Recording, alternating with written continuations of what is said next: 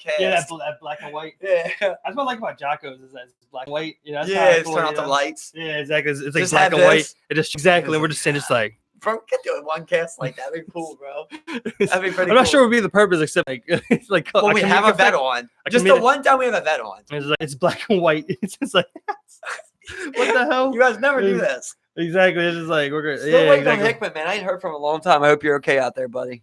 Yeah, holla at us, Hickman. Holla at us, Hickman. We miss you. That's what I'm saying. Like, it's funny because like I was never ever close with Hickman, but like, man, did he always treat me like I was like his best fucking friend? Was that kind His of guy, closest bro? buddy, man. The first day you met him, felt like you knew him for 10 I was years. saying I've seen I'm it. talking about like he's dead.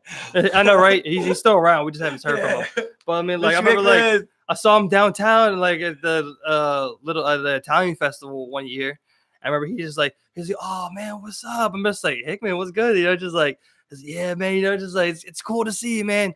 Don't let anybody know I'm in town yet. It's a surprise. I'm just like, I got you. You just tell me, just like, look, I love you, man. You know, I'll see you around. You know, but like, you know, of course, anyone can say that, but like, you feel the genuineness, like it's real, behind him. bro. And he's looking at me in the eye, he's just like, bro, I love you, bro. Yeah, he was. You be safe, bro. You like that, bro. bro. It's like, yeah, it's like a super fucking genuine. You're sitting here just like, you know how you were saying, like, look for the people, like, think about the people that, you know, have said good things. Exactly. Like, bro, Hickman, like, sent me a message one time, like, saying the most, like, influencing thing ever, bro. Like, the best message I ever got in my life of him just telling me, like, to be sure about myself, you know, and, like, not to go on and brag, you know, but he was just giving me compliments, basically, bro, and just really, like, you know, being like, you know, stay true to yourself. I can see this about you. This is a real beautiful thing, dog. Like, people don't usually do that. Yeah, you know? No, they don't. When you open up like that, and it was like an older guy telling me these things about myself, you know, that like he envied. And I was like, man, that's like real shit right there, bro. And then I got the things that I envied of him. You know, we just went back and forth on that. It was just a cool message of just being like, man, this is what I really like about your personality. Yeah. This is what I really like about your personality, bro. Yeah, it's cool. It's just like that type of guy. Exactly, dog. man. Like, you know, like, so like, it's funny because like I look at like a lot of like how movies portray particular situations and how like you really can't expect that from life. But when you get that like that genuine movie scene type, straight up like emotion brother type, like bro, like deep, just like, yo, I love you, man. I appreciate you. You helped me out so much. Like those are like literally like those movie fucking like these are like the movie moments. This is for the big screen type of deal, you know, just straight up, just like genuine as fuck. Just two grown men, just like, I appreciate you. I love you. And then you, like I said, it's hard to replicate that genuineness you'd feel and hear in people's voices. And even like you can look in somebody and just be like, genuine. You know what I'm saying? Like it's a very I never felt like Hickman would steal from me, fuck me over. You know what I mean? Nothing like that. I never got that feeling at all, man. Just like a never-ending generosity spirit that would just do anything, man. He just always was the coolest guy. I hope Hickman's out there hanging it up. Hickman Hoddas, we'd love to have you on, man. Oh, he's somewhere in this country. Hopefully. Last time I heard from him, he was in Tennessee. Oh yeah, he'd be out bouncing around, bro. Yeah, like, bro. So it's like wow, like it's funny because it's like now I just want to talk to him and be like, bro, how do you do that? Yeah. Like, how do you do that? How do you get this going on? Like, how do you just bounce around like that? You know what I'm saying? Like, teach me the ways.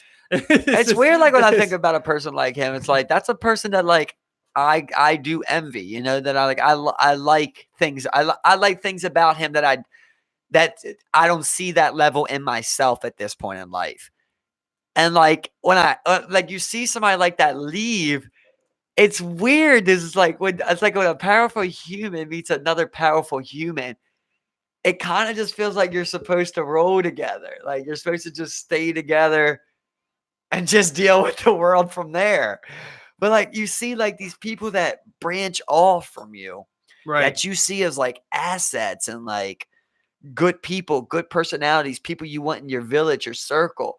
And they're out there somewhere in the world. And you're just like, people like that make you want to follow. Like a person like Hickman makes me want to go out there and be like, where are we going, Hickman? And you just know you're going to be all right. You know, it's like an ultimate feeling. I can't really say that about anybody else, bro, besides Hickman. Like, and like me and Hickman weren't even ultimately close. Like we got close towards the end, you know, before he left. And I was like, we left getting as close as we were. You know what I mean? So like Yeah. that's why we kept in touch so much. Yeah, exactly. Yeah. But it was like he's one of the people that's like, shout out to my man, a veteran. Straight up a veteran, just always had a good attitude towards things, hard worker. There, I don't envy many people, bro. Yeah. Like there was a lot of things, of course, that like maybe you don't like about Hickman. I'm sure you can find things, but like certain things where you're just like, man, that's really special to see in someone. You know. And I'm sure he dealt with things, behind, behind Closed doors. I'm sure he did. We all do. We all have demons inside. Yeah, but like, man, talk about just always a friendly guy, always a smiling face. Hickman, you're the man. That was my appreciation post to you, buddy. Get your ass on here. We got shit to talk about. Like I haven't like, I mean, there's. I don't know, bro. I haven't looked up to many people in my life as far as like people that I really know. Right. Yeah. Like I don't really have that. Yeah. Like I look up to certain people's attributes for like when I think about you, I'm like, we're the same age. So like I'm not telling people like my age or younger, but like an older figure. He had a gap. I think it was like 31, 32 when he left, something like that. And like maybe not. Maybe it's like 5-year gap on me. So it's like. He's one of the few people I've met that were older than me that I envied. I was like, yeah, bro, I like your attitude towards life. I like your thought pattern. I like your charisma. There was things where I've met people that were more successful than Hickman. They didn't give me that same feeling. You know what I mean? I'm like, bro, I don't want to be nothing like you. That's one thing. Like, I don't think like successful people like you don't just make someone a role model because they're successful. You're like. That's why I think it's so weird. Like it's always been weird for me because like when people ask you like who you look up to, who you're like like this, I find myself in trouble with the same thing. You know what I'm saying? Like, you're not ultimately looking for a father figure, but you're looking for an older brother or a father figure. That's something like that. Like that's what you're looking for, and like there's just something special just about just like the brotherhood and the camaraderie, just just like you're able to bond with this older person, and you genuinely just like feel like they have a lot to offer, and like like you envy those actions and those characteristics. That's the weirdest thing, like just thinking about like what it would be like having official parents and shit. It's like, I like official parents. Yeah, like I can't imagine like that's what they call them. I can't imagine what it's like to like have someone like show you everything like that. Yeah, like they show you everything they know throughout a 21-year period, 18-year period. Like even like the cheesy, like your dad takes you fishing. Like, awesome. Exactly. Bro, like, yeah, man. Like it's like, what is that? I don't even know what that feels like. Most of the shit that I've encountered, I just freestyled, and kind of learned from like mistakes. Of course, a lot of people taught me things. My sister taught me things, but like there's certain things as a man, certain situations. Yeah, you got to wing for yourself. You got to experience it to really know. If nobody tells you, like you think about like your first time getting turned down for a kiss. Google only goes so far. Google only goes so far. Bro, I feel like we're like before Google. Like my childhood is like before Google was huge to me. Like I wasn't on Google like that until I hit like 13, 14. That's what I'm saying. That's what I'm saying. Like even at that age, like that's where like a lot like like the girl thing comes to thing. And like you look at like for me, it's like you Google, you're like, what do you do if a girl turns you down? Like that's not what I did. But I mean, like, there's only so many things. That's what I'm saying. Nowadays, I feel like looking up on the internet or whatever. Oh yeah, 100%. Like Google's on his pad how to get a girlfriend. Exactly. Yeah. Something like that. Yeah, zero. Like, before that, I was like, man, there's a lot of shit you had to learn on your own. You take these L's and like it's like kind of how I was doing to you before the cast. Like we just question yourself. You're like, am I doing the right thing? You don't know. Is this loss because I was doing the right thing and I just took a loss, or was I actually just doing the wrong thing and I should have been doing something else? You did everything. You did everything else but the right thing to like take that home, or like win that victory, or like win somebody over. You know what I'm saying? Like you reflect on like if you're doing it right the whole time. Like I see exactly what you're saying, man. And I get it. Like I don't know. Like you can't go through life thinking you're doing the right thing all the time, but like you have to also carry through life with a certain sense of like certainty. Like you kind of like at this point, especially like what's right and wrong. You know what I'm saying? But like it's nice for like you fuck up, right? You go to your parents and your parents are like, you're gonna fuck up. You just want to hear that from Yeah, someone. Like, yeah. I fucked up on Oh, that. yeah. Hey, I found that 3 times. I failed the driving test 3 times. There's Yeah. just some example, Yeah. I tested the 4th time. Like, you want reassurance in life. And when you're out there just freestyling shit, bro, it's just like you're scared to make life-altering decisions. Like when Yeah. you say like, oh, I want to travel like a motherfucker, boy, I'd never travel. Well, because like I knew how risky it was gonna be in the position I was presented in. You get less scars when someone helps you ride a bike. I mean, it's as simple as that. Like you hop on that 2-wheel by yourself, you're getting cut the fuck up. You're gonna take a couple spills. You got someone to help you and guide you along the way and offer encouragement. You'll get some some scars and some shit, but it'll definitely be easier on you. Like your morale and how you feel goes a long fucking way. It definitely goes a long way. If you're not feeling good about something, confident about something, and you don't have another person there to necessarily back you up, whether it be with reassurance or with some, real world crush your world, information that really changes your perspective. It helps you along to where like you saw something wrong. They immediately told you, look, you saw it the wrong way. Like this is really how it is. And that's your dad or your mom, so the shit's real. Like they're not telling you something with ego behind it. Like they're legit trying to help you. Exactly. You know what I'm saying? They only want what's best for you. Yeah. I mean, like you look for that in other places, of course. You know what I'm saying? I mean, like maybe not. Certain people, but I mean, like I'll look for it. You want that guidance. You want to learn from someone. You don't want to just have to learn it on your own the hard way. Not also don't look for the easy way, but like the guidance just helps. It's like something should be easy. Exactly. Something should be easy. Yeah. Like how long do you boil corn? Yeah. Just something like that. It's like, oh, corn boils for 10 minutes. It's like, okay. It's like simple shit like that. I just want someone to tell me. That's where I come across people. I'll be like, bro, you're only supposed to, like, I hear, like people be like, yeah, you boil corn for 10 minutes. I'm like, Google says you do it for 7. I've heard all types of things. My family does it for 10. It's like, I didn't have a family corn recipe. Like, exactly. Like, I had to look up how to boil. I had to look up how to boil corn. How long do you boil corn for? Yeah, like that should have just been a thing where my mom, just like I'm 5 years old, my mom's just like, this is boiled corn. Like it takes like 7 minutes to put this in there. Yeah. Should have been nothing. Should have been nothing. So many things like that, bro. Yeah, like I just think about like my kid. Like I'm gonna try to teach his ass gardening when he's 5. Like just the ultimate of how far I can take his intellect and it, or hers. Either way. Yeah, like it's funny because like one thing I'm realizing as I get older is like, like I want to explore things. I want to explore interests, hobbies, and whatever. And I shouldn't be scared of like investing in them. Of course, you won't go bankrupt going for something like you probably won't continue on with, but you want to feel that you want to invest a little bit. You think you want to learn about Spanish, you sign up for a Spanish class, then you drop out. You paid for a couple Spanish classes, whatever. You didn't like it. You really wasn't what you thought it was. You know what I'm saying? You need to start doing that. And like as a parent, like typically as a parent, you expose them to those types of things and you encourage them to take on these extracurriculars. Whereas like I wasn't necessarily encouraged to take on extracurriculars or like explore particular things. You know what I'm saying? Or be put in situations where like you were uncomfortable and then you learned and then you were able to better comfort yourself and take it from there. And you learned like oh like I did actually make the baseball team or whatever. You know what I'm saying? Like there's people there to push you as well.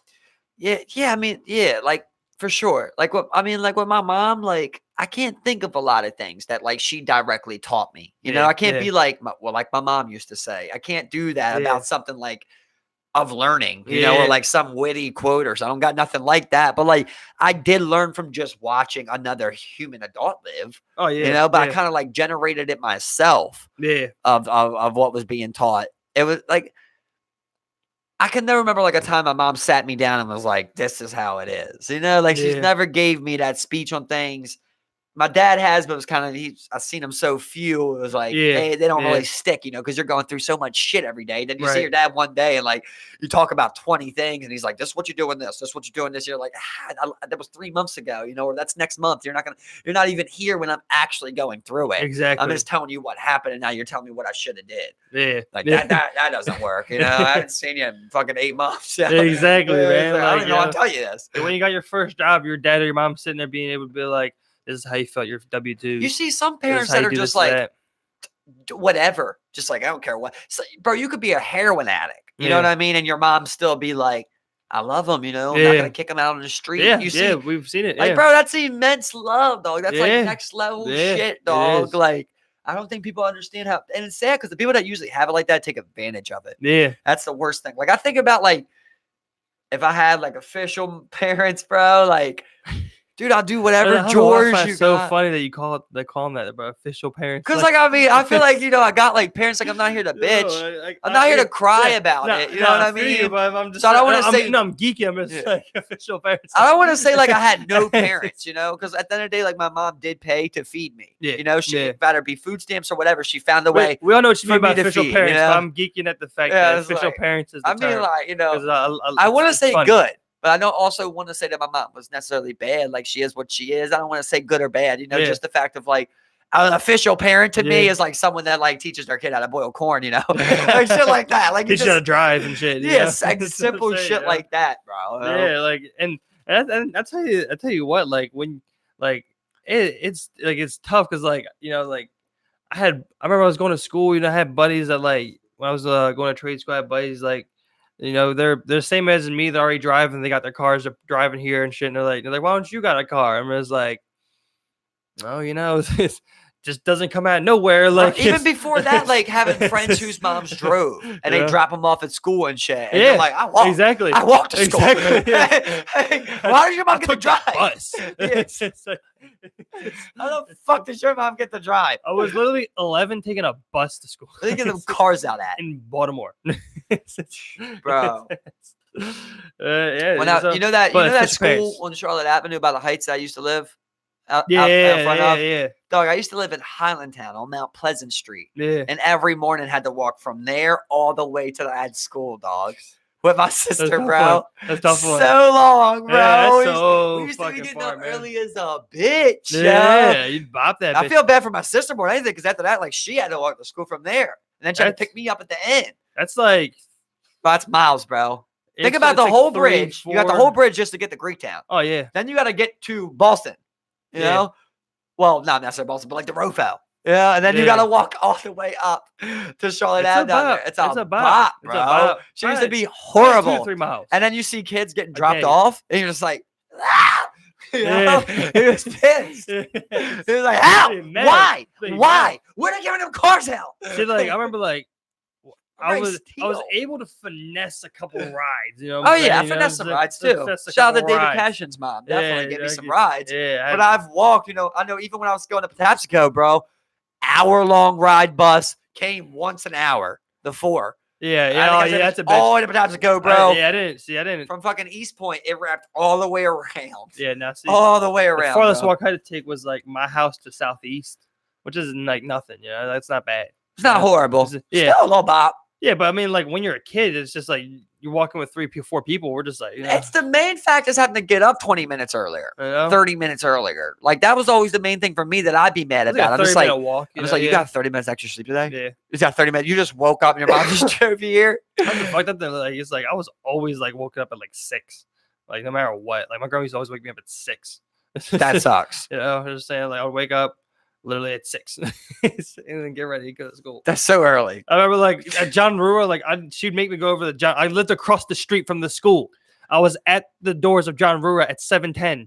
The doors didn't open until 7:45. It's like I live right there. I could walk, leave my house at 7:44. And you were there at 7:10. I was out there. Exactly. Yeah, 35 minutes. So I was always waking up early. So that didn't bother me. And the bot wasn't that bad because I remember, like, that was beautiful. I just walk with a couple people, you know what I'm saying? And that's how I ended up cutting a lot of fucking school because, like, the people I walked with, they were like 8th graders. Like, you remember Andrew from Greektown? Yeah, and Devin, Andrew and Devin from Greektown. I used to walk with them to school. I remember Devin, but I remember Andrew. Yeah, I used to walk with them to school. I remember we were like, y'all want to go to Burger King? Down Canton? Like, the complete opposite direction of Southeast. And then go to school. I'm sure there's one. We're going to Canton. Like, it's like we just go there. I get to school like fucking 11. Yeah, fucking stupid, bro. Just like we're just whatever. You know what I'm saying? Like, you want to have that. Like, you drove to school. Well, actually, no. Remember, you could drop off. I remember we would just wait. We wait for him to leave the first day we cut school. Wait for him to leave, and then we just left the fucking school. The day we did skip. Yeah. Yeah. I remember it was like, I'm like, that wouldn't happen if you got a ride to school. Yeah, it would. You just find a way. Yeah, exactly. You just leave. I'm leave going through the school. doors. We didn't do that afterwards, though. I'll tell you that because I remember It was like, just a boring day. yeah, it was terrible. Nobody let us in nowhere. And we Got weren't able kicked to do out of anything. everywhere. Exactly. Funnest part was when Nebby jumped. And we walked everywhere. Yeah. It was horrible. That was a horrible day. I'm just like, I better be in Southeast doing bad shit. It was exactly. I'd rather be in school, not doing anything. Bro, we could have related to walked school. through the front doors from our ride and walked right out the back doors and skipped. Nobody would have even, said nothing. You could skip the whole day inside the school. Like, no You one's could looking, spit no on a one's looking teacher for and you. be back the following week. Or next day if you're lucky. Yeah. You know? Whatever. You know what I'm saying? Yeah. Like I remember like there was so many times where like I was totally suspended, and then like I never told like my grandmother, and I'd come to school, no one would say anything. I'd just be like, That's a finesse. I mean, everyone I talked to, they would be like, "Well, did they give you a written suspension to take home?" And I was like, "No." And they're like, well, I guess go to school then." Like I was like, "All right, I'll just go to school and just be like." Oh.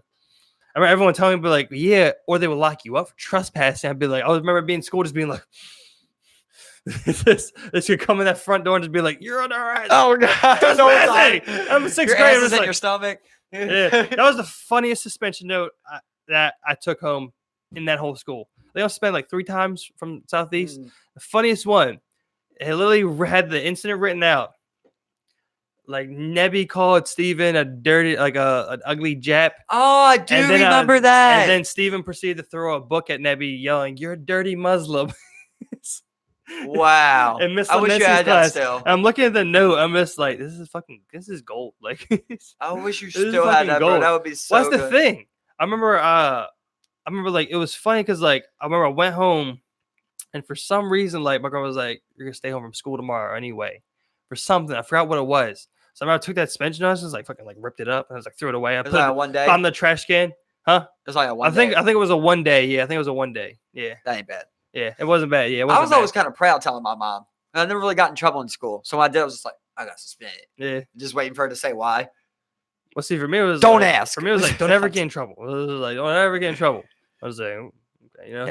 Well, I know, like, I think I got suspended twice. I think the one time was the time we was throwing shit. I think, and then the other time was the food fight time. That's the thing for me. Like, when I went to John Rua, like literally, like what I would do, like I was just like, you go to school, you do your work, you get good grades, you came home. I went to Southeast. That shit was fucking flipped upside down.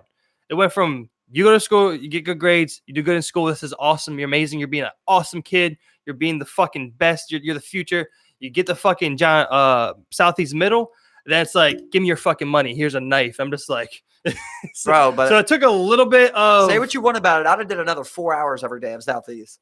It was just fun. It was fun. Literally just It do was fun. whatever you But want. I'm trying to say it was like a huge culture shock where you're just like, okay, it's a lawless wasteland. Oh, for sure. There's a Well, lawless like, wasteland. you're just like, I'm around 200, 300 other kids, and but just like, you're not telling us what to do. Like, just fun. yeah, well, it was definitely fun, Like, man. I love turning off the lights Bro, and chucking I shit. still I have, love just I still doing have fond like, memories of just like you're walking down the hall, you're looking to the left and right, and every ceiling is full of paper darts. yeah, that was cool. I'm just geeking, you know, and like I'm thinking of the time that someone threw fucking 5 milks over Mr. Coleman's walls, and like the time that like out of nowhere, like someone gets hit in the head with applesauce from the hallway, and Or a lotion-filled condom. just anything, exactly, lotion-filled condoms, whatever the fuck it could be, sneaking into the girls' locker room, Wet paper you towel. you know, like you all that can't shit. say that, Steve. You can't say that one, Steve. And Southeast Middle, yeah, Steve, you can't say that. That was allegedly. I never did it. Allegedly, Steve. I never did it. Allegedly, y'all participated in that type of thing. I mean, that's the type of shit that went down. I never you know? did. That shit scared me. I never did either. I was the same way. I was just like, bro, like what? I was like, what? You guys are going to the girls' bathroom? They come in here and show their tits, okay? Yeah, exactly. It's just like you're going. Well, it was you can go over weird. there. You had to climb into the ceiling and then go over No, like you didn't. Was it dog. no? Well, no, bro. That's about to say the weird part about Southeast was, bro, in the gym, there was the boys on the left, the back door, bro. The back hallway door Dog. behind both locker rooms. First time I ever got some lips on my dick. Back there, right there. You can't say that. Right there, bro. I didn't even get my official head. Allegedly. I didn't even get official head, dog. No, you did. It was like the And then literally like 2 seconds later, we had to go back to gym. It was just like 2 doors back there into a little opening where you just did whatever you wanted. And you could go right to each other. I remember it now. Yeah, and it had the door that went right out to the hallway. That's the sketchiest thing of it all. Like there was a back hallway to both locker rooms that eventually like was behind with an open door, bro. With a door. I remember that so clearly. Oh my God. Yeah, you could just go in there all you want. I remember like girls would come right there, flash their tits through the door, going back over. I remember one time like we were back there. I remember like we're back there. Someone's banging on the door. You open the fucking door. Like, and it's like sounds like there's like a couple people out there. We're just like, bro. I remember like you're gonna open the door. I'm we like, legit watched the shorty get cracked. I'm gone. Like in the guys like locker room, bro. Yeah, we straight up watched the girl get cracked in front of all of us. We're all just watching like. I seen that twice in Southeast show. That was literally like 15 of us in this gymnasium bathroom, and he's just cracking this girl right there on the fucking stool, you know. Bro, and he's just cracking, and we're all just like, at that time. And then there was another time I was going through the back steps. I was coming up just from the bathroom, and as I came up, I reached the top step. It was this dude just getting some nasty neck. I could just hear it as I came around the corner. I'm like, middle school. Yeah. Middle school. Yeah, but I'm just like, like you act like you don't even see it. This is what I'm saying. Like I look at like adults like, nowadays. He's probably crip. Like adults nowadays, like they'll look at kids and be like, I don't understand how kids act like this. I'm just like, yeah, I do. Like it's just, you see. I get it. Like they're worse now. They're only got worse, bro. Way worse. We kind of were the generation that was like, I think you can do what you want. Yeah. There's only so much they can punish you. Exactly, and only so much that they can find out. They cannot take away your right to education. Like I think about like these areas that should have been restricted in a lot of these schools, and they were not. It's like literally were not restricted. Like literally the back hallway that connects the boys and the girls locker room should be locked. The negligence of the people there just to be like. I used to buy my snacks from the worker cafeteria, the teacher cafeteria. That's where I bought my snacks from, bro. Oh yeah, just went in there and did it. Yeah, it never said nothing. Yeah, they had so many problems that they just let little shit like that go. It's right. Like, it ain't worth it. They did that. They did that well. Like my first year of high school, like they were still doing. Like they were jamming out all the cookies and those like strawberry shortcake ice creams. Like they had everything on that bitch, man. Like there was like it was the biggest line in the whole cafeteria. Just coming away with chips. And they had all the snacks lined up, bro. Bro, I can remember being in class where people were just ripping out pages out of the book. And I was like, throw it at their friend. Yeah. Or like in art class, they would just take 30 crayons, crack them in half, and chuck them across. Yeah. It's like horrible, bro. It's so sad. I've broken my fair share of shit. I have. Yeah, I have definitely. I'm not proud to say I haven't ripped any books. Like, I didn't really rip books either. Yeah, I broke pencils. I think I've drew in one of the books, but like it was off like of the words. It was like I drew man or some shit. You know, it's like some crazy shit. Go to page 33. Yeah. Now go to page 67. I would remember go to page 15. The book, and it had the lines. Your mom's tits. Remember, it was like the book. It was like this book belongs to so and so. I'd be like Mahar Johnson. I think I was Mahar Johnson. Like I used to love the ones you just follow forever. Then you get to the fifth one, and it's just like. Oh, you gay for why coming this long? Or something like this. Oh, you gay. Yeah, exactly. Go to page 10, you gay. Yeah, go to page 10, you gay. Like I remember like I used to see them get shorter and shorter. Like I remember at first, like you get 10 pages. And I remember like the last one I did, it was like go to page 20. You gay. Like it's like there was one step. It would just be some quick random ass and shit. To the point. I appreciate you. You know? Like page 33, it'd be a picture of like a monster with tits. Bro, the nightmares, literal nightmares. The lights going off. Yeah, that's and then worrying about a chair coming across somewhere out of nowhere or a textbook. I never felt more pandemonium than a food fight, though. Bro, you're kind of just scared because you don't know what's going on. Probably the closest I've been to war. The closest I've been to a riot for sure. Yeah, definitely. Yeah. Legit riot. Would you participate in a riot? Depends on the calls. Depends on the cause for you. Yeah, you don't want to join no. Yeah, I ain't gonna go around fucking people's property up for no reason. Yeah, I feel you on that. Yeah. But like, if you tell me like the government just like instituted martial law, let's take to the streets and do the damage we can till they're here. Well, that's definitely a step. Yeah, not. But you see yourself fucking up a police car. You know, like I'll tell you this, Steve. I always wanted to make a Molotov cocktail. There we go. I always wanted to throw a Molotov. Yeah, I've always wanted to just light it and then chuck that bitch. Chuck that bitch. Yeah, that'd be dope, man. And you got the bandana on? I remember like those. You gotta say Viva la Revolution.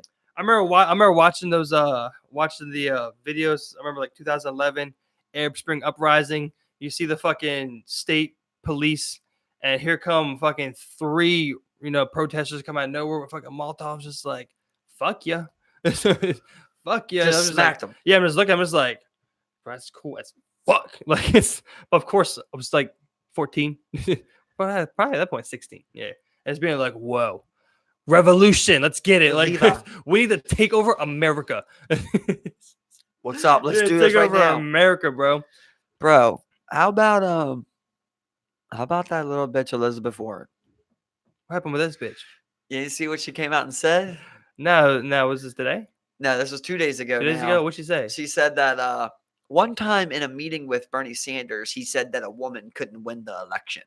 Oh yeah, okay, I heard about that. I got you. Just like out of nowhere, bro. I thought. And then she wouldn't shake his hand at the debate last night. Yeah, I did see that. Yep.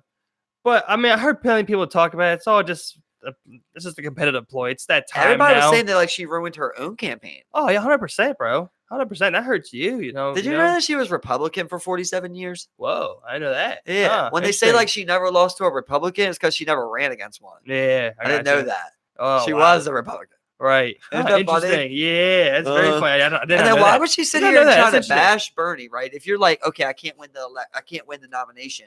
Why would you try and bash the person that has the chance of beating Trump? Like, why would you do that for your party? It's so stupid. I mean, I don't know. Like, if she's still like, she probably did not anticipate it having a negative impact, possibly. Oh, she 100% did, bro. This came right after. She just slid in the polls over the last week. She slid way below Bernie. Every major news station has Bernie ahead, and all Democrats. That's what I'm saying. She might have thought that like maybe like her supporters could get behind her exactly and be like, yes, women. He said some fucked up shit, but like, yeah, it didn't play down like that. You know what I'm saying? Like, I don't think you would actively try and destroy your own campaign. Apparently, there's like video of him saying, that Hillary could be president and like a woman could do it. There's video of him saying that, and then I think it was AOC who came out and was like, "This is simply not true" or something like that. Like, I've met him personally. I think Tulsi did it. That's who it was. Yeah, it was Tulsi came out and was like, "He's never been nothing more than cordial," blah blah blah. But I just thought that was real shady by her. Oh, it's 100%. Yes, that's fine because I do remember hearing about it now. Like, that is 100%. They also were talking about like how rigged the questions were, because everyone is like them basically coming at Bernie. It's like, should Bernie have to explain how much his healthcare plan is going to cost? It's like shit like that, like in the questions. That's man, like it's so fucking ridiculous. Weird, it's so bro. ridiculous, bro. Man, you know what I'm saying? Like, so I mean, I won't say that like he's come out with a dollar figure amount, but he's throwing around estimates, and he's literally said, taxes will go up. It could be in the trillions of dollars, but like, it could work, and he could figure something out. And he's willing to figure something out. You know what I'm saying? I don't think you could ever estimate a particular figure on that. You know what I'm saying? But yeah, I think he's been upfront with what he's working with. I think he's one of people like Hickman. That probably when you get around him, you just get that feeling. It's like, yeah, it. I'm not. Maybe he's not that guy. But I'm saying, like, you get around him and you could just tell, like, that's what I'm saying. Like how much more transparency do you want? He told you to cost upwards of trillions. Well, probably not that, but billions of dollars. Taxes would go up for it. I mean, like, how much more transparency do you want? I don't think there's anything to be hidden there. He's working towards something, doesn't know the ultimate final cost. He knows there'll be a lot, and taxes will go up as a result. But there's a lot of things that people just don't understand about that. Like first of all, let's just establish that like America, I think there's 37 established countries is what they call them. Mm-hmm. America's the only one out of all of them that doesn't have free healthcare. America also has the most expensive healthcare. Yeah. I mean, we spend the most money on healthcare at the same time, and we don't have it free. Yeah. So those two don't add up. So when he talks a lot about that plan, there's a big gap in there of just how much we're going to save from not having people trying to abuse the system with the privatized way. Yeah. There's so many billions of dollars that just go to waste from people over prescribing, not being, got to buy from here instead of being able to buy from here. Just little simple things like you that. Don't see that's a big gap. In other countries. Yeah. I remember like when he was talking originally, the estimation, he said, you're paid $28 more a week out of your taxes, which I'm like, $120, free healthcare, bro. I think that'd be a good deal. Now, is that the right number? I don't know. That's half of what is taken out from my health insurance at Currently. work. You know what I'm saying? I seen a chart about his shit that was like, it showed you. It's basically him taxing the heavy rich. And that's what the problem is. That's Yeah. what I thought was pretty cool about some of them celebrities where they got that shirt. It says tax the fuck out of me. Yeah. Some of the millionaires and shit. That was pretty cool. Yeah. If I'm a millionaire, I'm rocking that shirt. Like, it's like, come on now, Tax me, bro. So you wouldn't even have to tax me, dog, because I'm giving so much away. You know what I mean? Like, I would just be out there giving so much money away that you would have to tax me as a $30,000 income or something like that.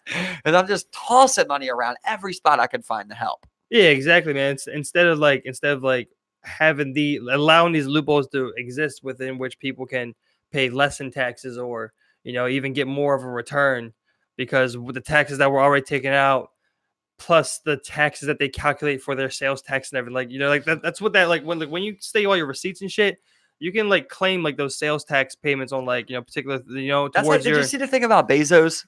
The donation? Yeah. He donated $690,000 Yeah. to Australia. You know how long it takes him to make that? Less than 5 seconds, probably. 5 minutes. 5 That's minutes. what it Okay. is. He makes that in 5 minutes. That's what I'm saying, bro. Is that wild? Bro, you cannot give you cannot give me that tip because I'm literally shitting it everywhere. I say shitting it because it's literally waste to do anything with it. This is what I'm saying. I remember there was an interview a while ago where people were talking about there was an interview with Warren Buffett. Super rich guy, played the stocks. Wall Street guy. I know. Yeah. So and Berkshire. of course he does a lot for charity and whatever we can get into that. But they were talking about how he has a modest living. He doesn't spend his money. Doesn't do this. I'm just like, so you're just not doing nothing with it.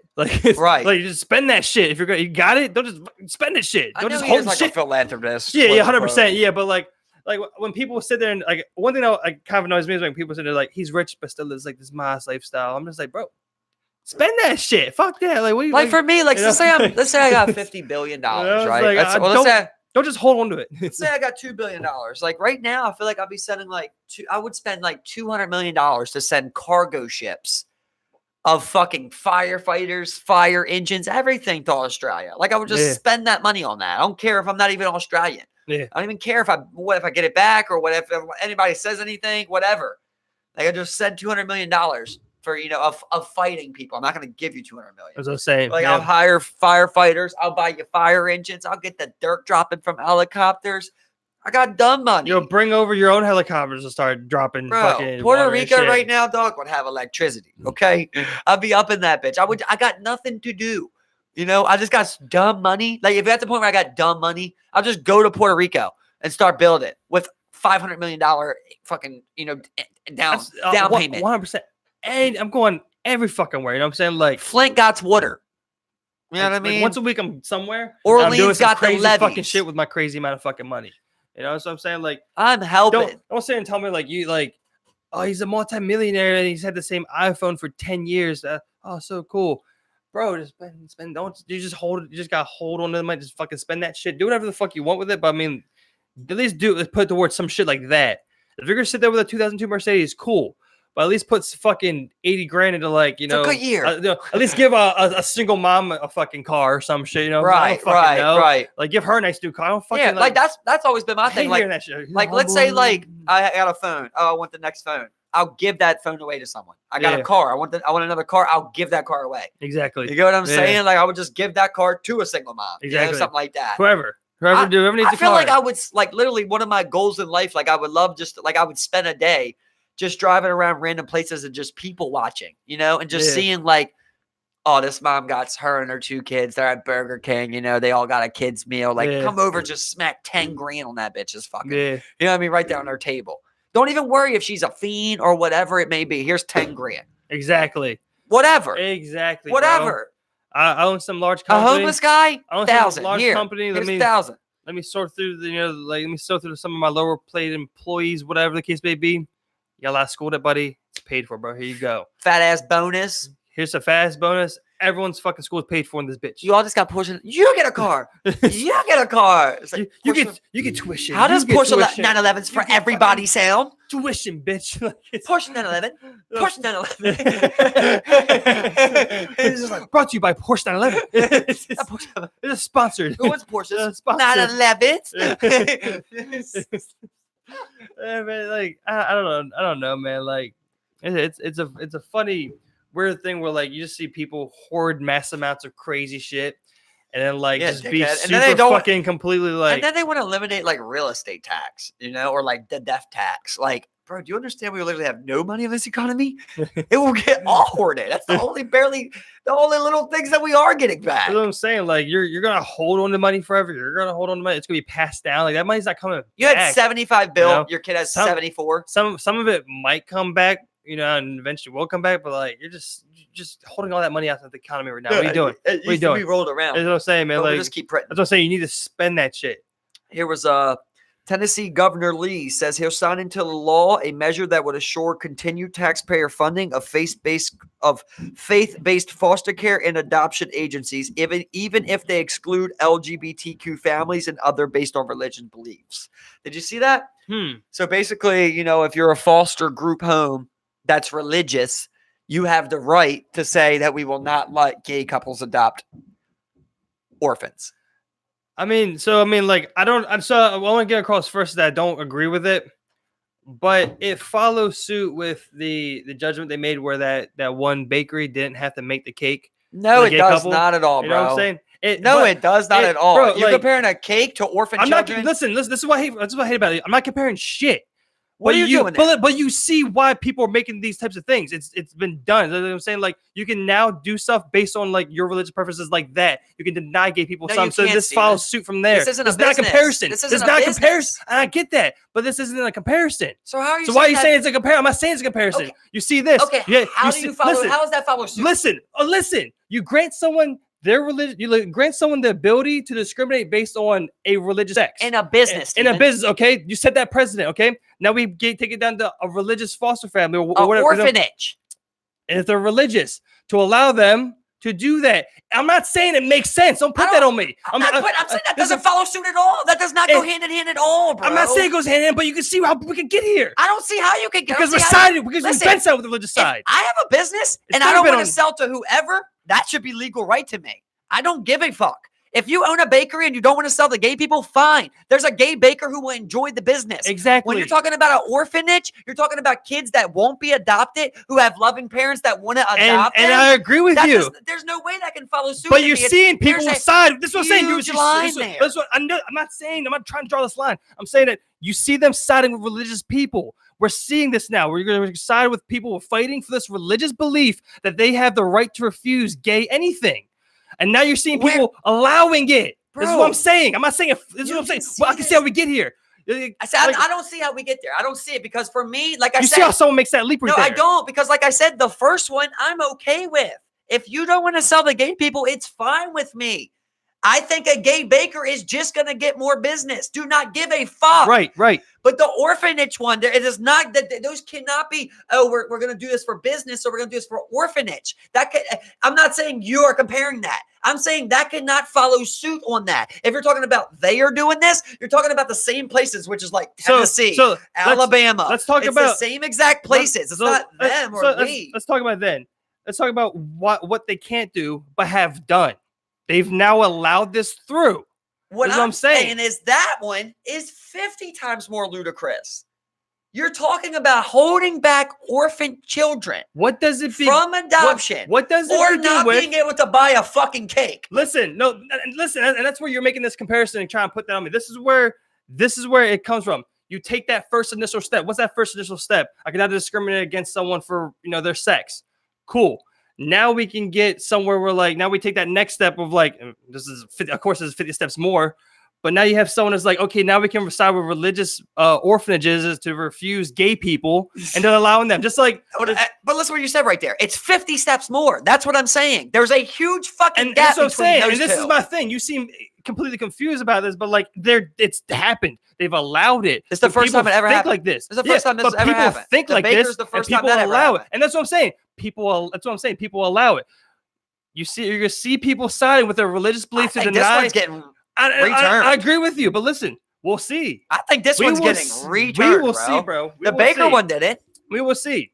Like The I Baker said, one didn't, but I we think this one's will getting see. fucking turned, dog. We will see And about that, bro. let's That's all go. I'm gonna say, bro. Listen, let's go to court. Let's go to it. Listen, if we really want to get Let's do it. let's get to the bottom of it, right? Who's out here touching the most kids? It ain't gay people. Fucking Christians, bro.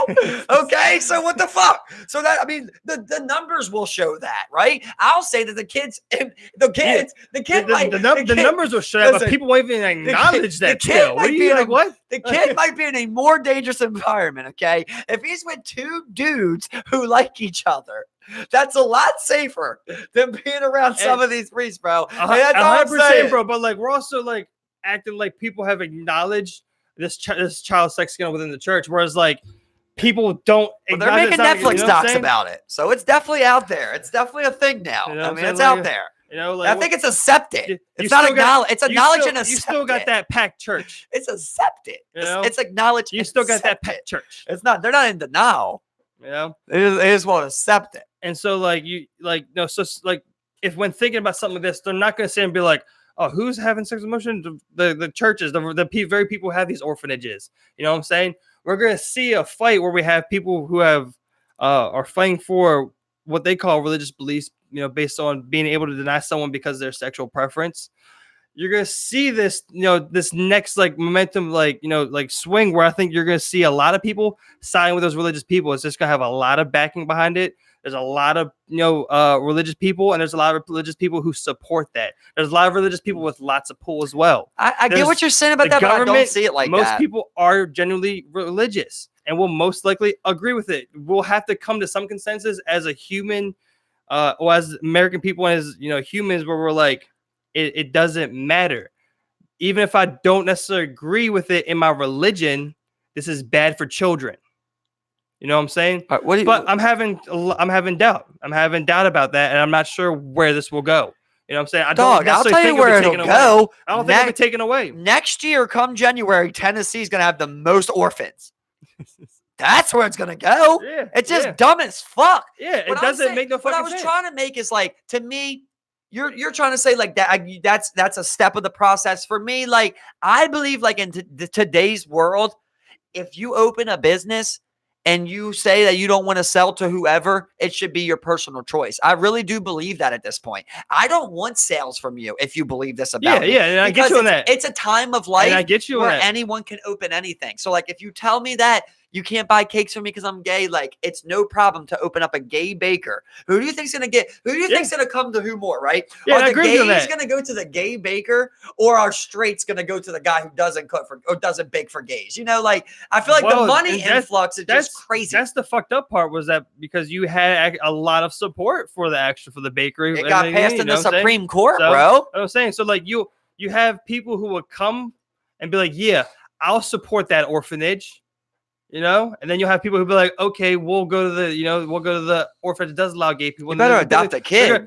I know, and they're gonna. I'm telling you, bro. Like this is gonna be something that's gonna be. It's not gonna be like quick and simple, and it's gonna be drawn out, and it's gonna be allowed to happen. Like maybe it gets pulled, puts a hold. I feel like totally, bro. We'll I feel like totally is getting. We'll see, especially when you see it in the once in a while they do this. Especially when you see it in the more conservative, you know, religious, you know, types of states and whatnot. That's what I'm saying, man. Now's the time to do it with the Supreme Court. It's definitely the time to do it. It really is in danger. This is the reality of the situation where like you will see this type of backing for me. Maybe it's because it's my first time seeing it, but like for me, it just seems like they never get these passed, and every once in a while it'll be a big statement like this, where like, oh, this got passed. It's so unfucking believable.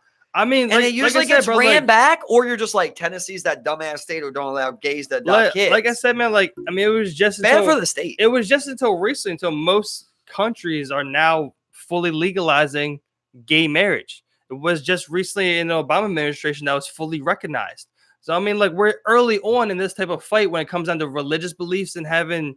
Bro, you can let a gay couple that ain't married adopt a kid. I don't care. You don't got nothing. Marriage has nothing to do with nothing. I don't care if you don't like gays get married. Do whatever you want to do. But you hear what I said. Listen, but listen, bro. This just happened. Gay marriage, this whole thing, this just happened. It's about 11 years old now, right? 11. That is really fucking recent. I'm saying we're really early in this type of period where we're having this religious versus LGBT community fight. You know what I'm saying? This would be a long and drawn out battle. That's all I'm saying, bro. I mean, this fight been going on since the beginning of time. I mean, it's always been a battle. What I'm saying is like, well, I don't know about that, you know, because I mean, like, dog, literally the Romans were religious and they were all about homosexuality. During the Crusades times, I'm sure, like, but it's not a thing where like it was never a thing where like that's in the Bible, you know, of like they never put that in the Bible. You get what I'm saying? Of like any age is good. They never said no shit like that. Like it was kind of a thing that was accepted. But it wasn't like religion. You know what I'm saying? You get what I'm saying? Like it wasn't a preached about thing like that. That kind of was just like, there's no law on this, so we still fuck kids. It's like you didn't know better. I was saying like it was. So it's like it wasn't from the beginning of time. You know what I'm saying? Like it was like a recent like thing where like you had from what I understand. But it does say in the Bible, man shouldn't be with man. From what I understand, what came about that was in the King James's version after the plague had happened and whatnot. So in the original Bible, you're saying it doesn't say man doesn't believe in man. That's what I'm saying. Like you literally had Roman Catholics. What were male bathhouses in these times? You were going to have sex with men. It wasn't a thing.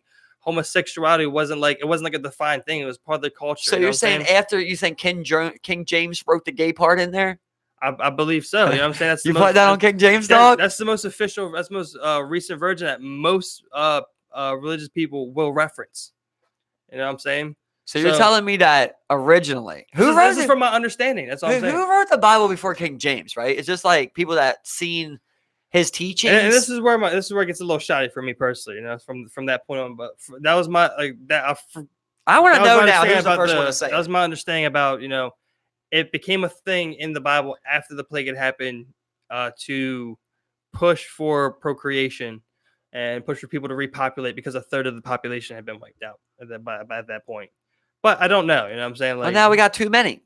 That's what I understand. So flip it. So either way, you know. Not back then. Back then it was like, we need people. We need motherfuckers. So quick. We don't have enough people. We need more. Like it's just. I just think like, of course, there's a lot of religion shit, but I feel like that kind of shit eventually is just going to be. It probably already is. Like I think there's less people that believe in religion than ever. I mean, more people. Less people that believe in religion than ever. More people that believe, in no religion or agnostic or something than ever. Bro. 100%. I think that's a thing that's going way out. To me, it just seems like Tennessee took steps backwards. Now, like you're saying, it is a good time to go for things like this because they do have the conservative favor on the Supreme Court. So anything that goes to the Supreme Court is going to get turned around. But like, I don't think that like the Pope came out and said that gay people were okay. You know, like he came out and said that, right? So it's like. Do you really want to be the state the only state that's not allowing this, an entire state? I just can't see that sticking around. But he made that statement, but it only means so much for, the religious people. You know what I'm saying? Like people stick to their guns, you know what I'm saying? Like people, if they're dug in about that, their religious views are against homosexuality, But you're not just a stranger. Like if I wanted to go adopt a kid by myself right now, I could. They don't know if I fuck dudes. Yeah. You're just let a stranger, right? I could be a crackhead and I could go adopt a kid. Like I can file out papers. I can pay the money. You don't know what I do. If I come to you and present myself good every time, right? You come to my house and I got it all properly done. You don't know what I do. I could beat the shit out of kids. Right. But then like there's two fucking gay people, right? What I'm saying is regardless, like you don't even got to say they're gay. There's two people who want to adopt a kid and raise them. Yeah. Like that should always be approached. I don't even understand. 100%. I don't even understand. Yeah. Like what I'm saying is like, if you're gay, like don't even mention it. You know what I mean? Like don't even say nothing. Just like I'm single. I want to adopt a kid. Like I want to raise a kid. Like don't even mention it then. Whatever you got to do. Like it's so stupid because it's like, how can you even prove it? Like, you know what I mean? You're like, you're going to watch these guys and see if they kiss, you know what I mean? Yeah, but I mean like, like these people, they make these things because they, it's based on them low intelligence, them thinking that they're inferior people, that they're incapable, it's not a fit home. Like the people believe this, stand by it, and like literally think they're doing what's best for the kid. Like it's for me, it's wild how you can like twist it that way. But like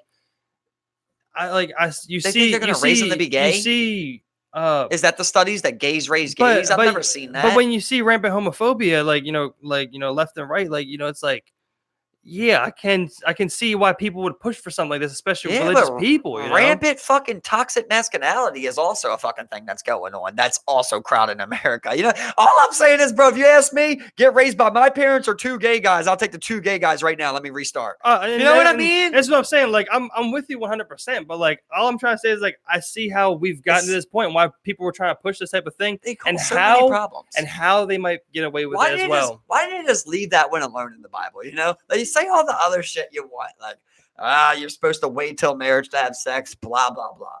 Why would you have to go for the gay one? It's like the one that makes the least sense to me, because no matter what, dude, like, you can see someone that gets fucked in the ass, a dude that gets fucked in the ass, and you're just like, I'm not with that shit. Doesn't mean that that person can't raise a child, bro. Yeah, like, exactly. at that point, like, you're really trying to affect people's real life, how they feel. Yeah. You know, what I'm saying is, like, if I say no sex before marriage, like, that's like I'm asking you to make a choice. I'm asking you to do this, right? To abstain before marriage. Like, if I ask you, don't be gay, you know, like, it's not a thing. Yeah. It's not a thing. I can't do that. I Exactly. can't not be gay. I'm gay, basically. Exactly. I just came out, guys. You know what I'm saying, though? And that's what I'm saying. Like this is why you see, like, you know, kids who are even raised in religious families, like, they're still capable, or they still have, you know, you're still, like, it doesn't make them immune to being gay. Like, you know, they are who they are. You know what I'm saying? Like, you see this happen all the time. So it's like people, like, need to separate, where it's like, it's just like another level of dehumanizing. When you, and that's what they do. They dehumanize the LGBT community. You know what I'm saying? Like, Yeah. they're not people. They Imagine don't have the same rights as us. You open the door. That's what they're saying. You see your dad fucking your dad. I don't think there's one part of that that's like, that's what I'm gonna do in the future. It's like, you know what I mean? You're like, what the fuck's going on, dad? You know, you're just like, what the hell? Like, That's what I'm saying, I like- feel like you're like, wait, once you learn about straight people, you're like, I want to see what straight sex is, because that shit that I've seen looks painful. You know, like, I don't want that. I don't think I want that. Maybe you're gay or not, but all I'm saying is, like, I can't see. I was trying to make it funny, but, like, I can't see people being like, oh, because you're gay, you raise gay children. Like, I just don't think it works like that, right? I Like, don't think it's like that. I think it's because you're gay, you're unfit to raise children. That's how you they make look dumb at it. decisions. That's how they look at it. You know, that's how they really do it. They really, you know, boil it down and, like, let's say, though, it was like possible. the CEO of Newport, you know, and then the CEO, like, and then, like, the trust fund baby of, like, FedEx, and they both are gay, and they want to adopt a kid.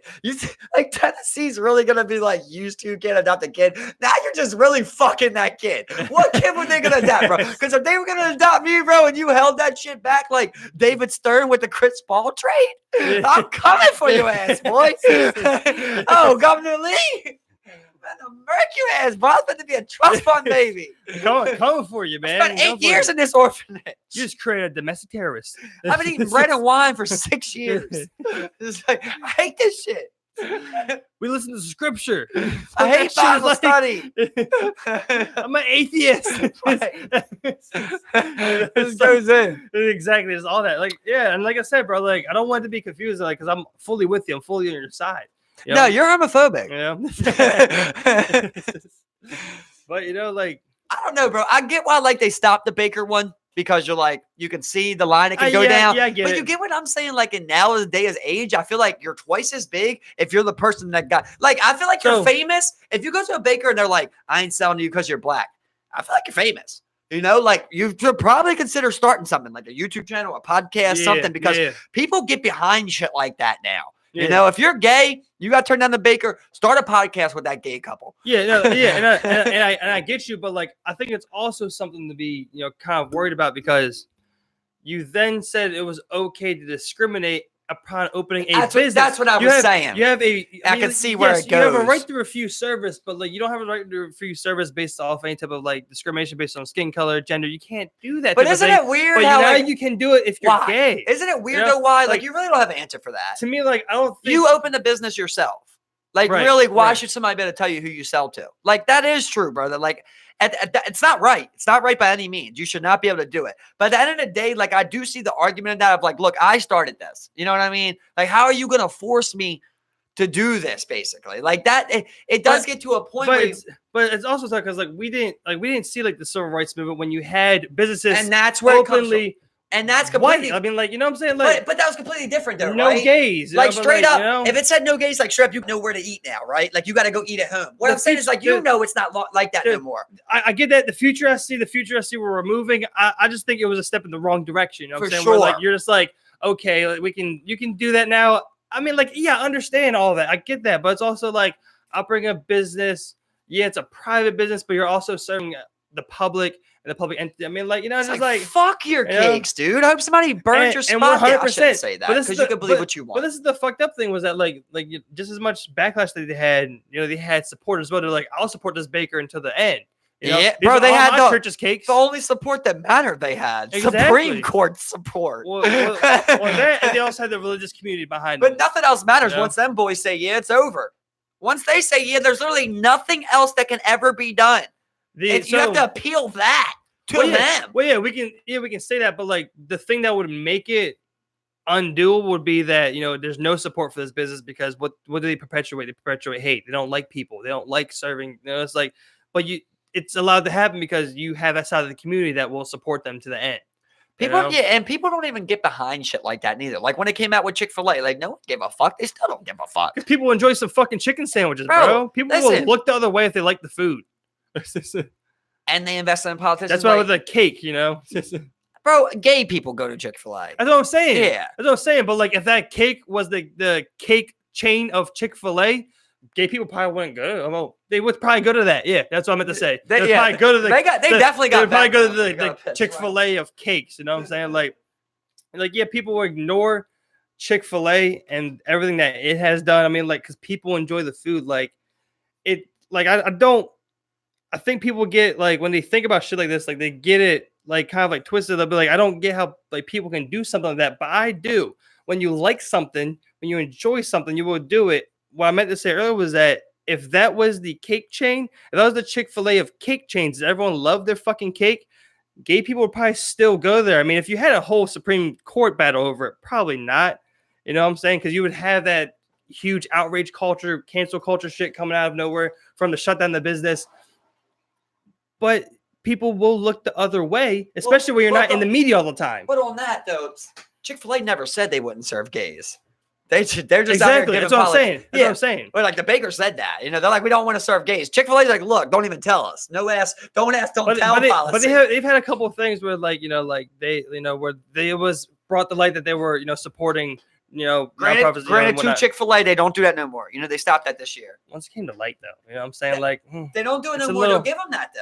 Give them that. I like that. I like people that admit their faults, bro. Like, that's what I'm saying with Chick-fil-A. Like, I get you. I like religious values. Like, I really like a lot of religious values. I like certain things about religion. There's just certain ones that make no sense, and gay people's one. Yeah. It just seems like a battle you shouldn't have chose to fight. Yeah. You know, you're just like, hey, if you're gay, you can't be in a religion. But you didn't have to preach to hate. Yeah, you know, you didn't have to say like you should probably kill him or that ain't right or that's witch, you know, whatever. And then to go and victimize yourself. There you go. You know. There you go. You know what I'm saying, man? It to me, it's like, and that's what you got going on, man. I don't get it. You know, no one goes out bashing Christians left and right. You know what I'm saying? Like, unless of course you have religious wars somewhere, but that's not happening here in America. You know what I'm saying? Like, so I don't. I mean, all I'm saying is like I agree with you. I don't think Chick-fil-A was in the ultimate wrong. Like, at the end of the day, you're allowed to believe what you believe. They never said we wouldn't serve gays. They're just like, look, I don't give a fuck if you're straight or gay. Keep it moving. You want a chick sandwich? But this is the thing. Ultimately, is like you speak with the dollar. And all I'm saying is that the gays speak with their dollar. They still go to Chick-fil-A, and they will look the other way if they enjoy the product. For sure. I think they'll give a fuck, bro. That's what I'm saying. It's a different kind of day. There's a certain you know, definitely. You know what I'm saying? But like, there's a sect of gay people who are anti-Chick-fil-A. Oh, there's gonna be that. You know what I'm saying? But it's that. Yeah, it definitely isn't like. It's not like a thing like accepted where you're like, okay, look, you're gay, you don't go Chick-fil-A, all right? Like, you know, you just don't. No one gives a fuck, bro, about that. But that's because they didn't come out and say that shit like that. You know what I mean? Yeah, but I mean, like, of course they admitted. I guess they admitted their wrongdoing, but like. They also spoke with their particular dollar and did donate to benefit those particular types of organizations. But to me, there comes a point, right, Steve? There comes a point of like, how much can you tell someone what to do? If I come a point of that, though. Of course, and I get you, but when we come to the point of discrimination, is where it's like, well, this is I think that point where we're like, look, hey, this is how we got to tell you what to do, because now. But that wasn't it. But this is what I'm saying. Look. We're allowing you to act how you want, and now I think you're acting out of line. You know what I'm saying? Like, I think you ran too far with it. Well, what I'm saying is, like, Chick-fil-A never did nothing I get that. I never said Chick-fil-A. Yeah, no, I get you. Yeah. With Chick-fil-A, it's like, listen, we believe what we believe. There was politicians that said that spreaded beliefs that we believe, and that's where we put our money at. Right. If somebody followed the devil and they did that, would you be, you know what I mean? Would you be mad at them like that? Like, you would just be like, dude, follow what the fuck you want. You make great chicken sandwiches, Right. Or like with the bakery, it's just so different to me because it's just like, we're not serving gays. But this you never hear the military say it, right? This is also a thing that we have to be aware of. We're also two straight people, and like I know we like to think that like we can have that type of like empathy and put ourselves in that shoes, but like ultimately like what I'm saying, like it's not hitting us the same way as like I think someone who's like homosexual would be like, look, this is crazy that we're allowing them to not serve gay people. I get what you're saying. Yeah, fuck them. Don't even go there. That was plenty of people's point. But it's like we didn't draw the line at that. Now it's trying to figure out where are we going to draw the line now, because I thought that was the line. You know what I'm saying? Like if you come out and start saying like if Chick-fil-A did come out and say like, hey, yeah, they can do that. They're allowed to do what they want with that. They can go and donate to them. You know what I'm saying? But like, for me, if like, I mean, yeah, it was a little hypocritical. I mean, like for me, if like if I'm a gay person, I'm probably like, I probably wouldn't go to Chick-fil-A. You know what I'm saying? It's just like it's a little iffy for me on that one. I don't know though. I'm not gay, so don't know. Yeah, I don't know. If someone came out and they're like, look, man, we really don't want to serve Asians, I'm probably not gonna fucking go. Bro, I would give two fucks. If you told me this place got the best banana pudding in town, and they told me they don't serve whites, I'll get a black guy to go in there and buy me banana pudding. Steve, bring me some banana pudding, bro. Exactly. I do not give a fuck, bro. I do not care. But of course, that's not white privilege now. You know what I'm saying? Like that's what I'm saying. Like for me, it's like we want to serve Asians. I'm like, well, fuck yeah, I'm not gonna go there. I'm gonna go who wants to serve Asians. They'll take my fucking money, even if they had the best, pad thai or something. I'm just like, no, go buy me this pad thai. I gotta try pad thai's the Asian. If they're coming out like we don't want to serve Asians, that's just like, man, like you fucked up. That might be some white ass pad thai with raisins in it. I don't want that. I don't want that weak ass pad thai. Super hype pad thai. I want some Asian pad thai. You know what I'm saying? Some jungle Asian pad thai. You know what I'm saying? Like I don't care as well, but I'm not gonna go there. You know what I'm saying? It's like if I'm part of that group and they're like, hey, we don't want you, I'm like, all right, suck, like just like you were saying earlier, suck this dick then. You know what I'm saying? I felt go like somewhere right away, else. I don't even got time to tell the media that this place don't serve gays, because I'm already opening up my business. Once I open up my bakery, now I'm going to bring up that this bakery right down the street don't serve gays, and we're just going to go hand in hand like this. Like, that's how I would look at it. But, 100%. Of course, that's not a solution. Yeah. That's dumb. You know that's dumb. But I'm just saying that's how I feel. Yeah, that's what I'm saying, man. It's just like... I can't wait for the day that the president's just like, I'm gay. After he gets in there. That's the funniest thing, like, about the military. That's what I was saying. Like, the military is just like, we won't ask, we won't tell. Because we need these gays to fight. Like, that's why. If not, they would lose 100,000 soldiers probably. And that's what I think is crazy, is that, like, you'll alienate a voluntary workforce for you. Or parent. You're going to get picky. You're going to get picky with who comes in now. You're going to get picky with who wants to take away kids. Exactly. You want to be, people want to volunteer to work for you and do shit. Somebody's want to volunteer to raise this badass kid for 18 years. And you want to get picky. And you're saying...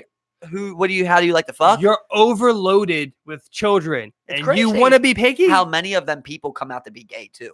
Like, eventually come out to find like they had homosexual tendencies and suppressment, bro. Suppressing. Like one of the main electroshock therapy. Oh, the main person, one of the main components of that, came out as gay. Yeah, man. That's what I'm saying. Just suppressing. You know what I'm saying? You just put it down. Like you're just sitting. That's what I'm saying. Like. Of course, that's what I'm saying. Like, growing up, there's that negative perception to being gay. There was always that negative perception. When I was told, never for me because I got a gay sister. I was told about. So I get you. I get you. Yeah, 100%. But like, you go to school, you don't want to be called gay. It carries that negative connotation. You know what I'm saying? Like, it carries that to the death. I feel like it carries it really for guys in society, but in girls, it's like a lot. Oh yeah, 100%. But like girls don't like a lot of girls still would be like, ew, I ain't never ate a bitch, you know, or nothing like Yeah, shit like that. yeah, exactly. They still are like that. Yeah. But it's way more open of like, if you did, it's like, all right, you ain't gay. You did some You're shit with a a girl. curious Ain't nobody girl. saying that about a guy. I thought about eating you too. It's like, you know, oh yeah, so- I sucked the dick once. It's like, are you gay? Yeah, exactly. And then there's the part around it like where I said, you're there's like, the negative he's connotation gay. for it.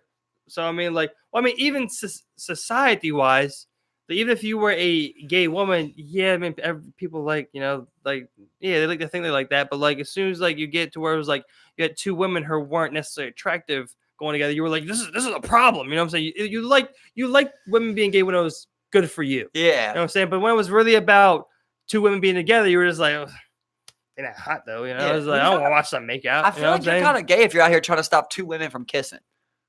That's what I'm saying. It kind of makes you gay. That's what I'm saying. So like, imagine you're the governor signing that. It's like, dude, you know, this is going to like say like you're a government that hasn't passed legal gay marriage. You're like, dude, you're literally stopping girls from kissing girls in front of you.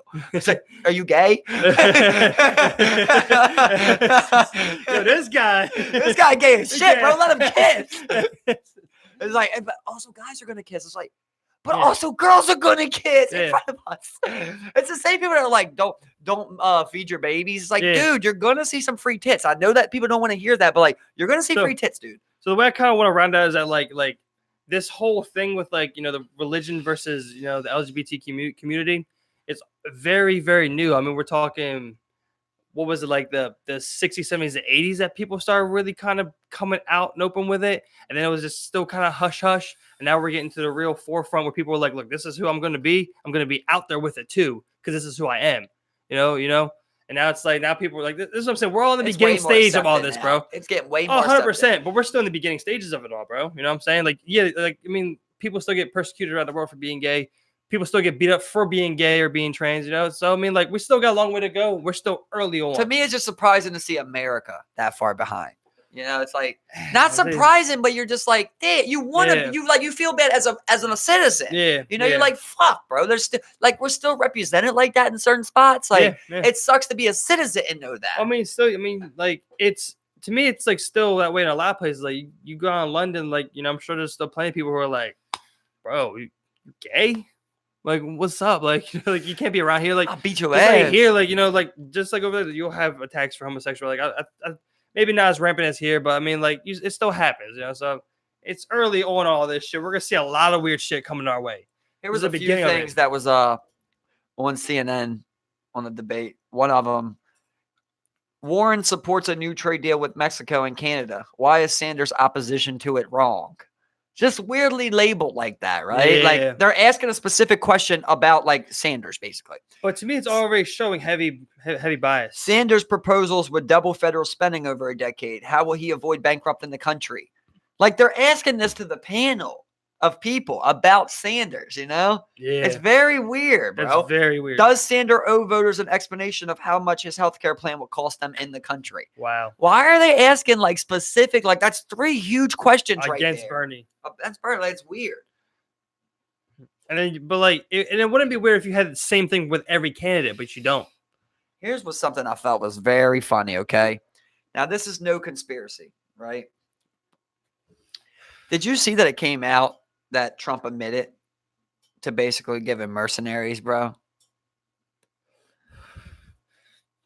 I saw that video. But like, I wouldn't say it was necessarily mercenaries, but America's army was for hire. That's a mercenary. Mercenary is someone who's not aligned with anybody. This is America's army being sold. It's for hire. If you go and fight for another country, you ain't aligned with us no more. You're aligned with fighting for another country. You're being told you're fighting for America, but really the whole backstory behind it is that Saudi Arabia you're doing what they want. Money. You're doing what they want. And really we're helping them out because they give us some money. And ain't it weird how like the numbers are? Like, I don't know. I would have to talk to like somebody that knows more. But like for me, I just thought the numbers were so low. When he's like, yeah, they're gonna give us 500 million. I'm like, 500 million seems like a day in the economy, you know? Like use our military? To use our military troops? Like, that don't make sense. And he's like, and then he says, we did the same thing for South Korea. They gave us over $1 billion. They've already deposited $1 billion in the bank. I'm just like, that still doesn't seem like a lot, bro. Yeah. Like for soldiers, yeah. I feel like it should be like $1 million a soldier or something. For me, I guess that's still not enough. For me in South Korea, it's like, well, I don't think you're going to fight. So like, I mean, it's probably a little expensive. But you're sitting next to this dude that wants to shoot a bomb, you know? Well, like, I think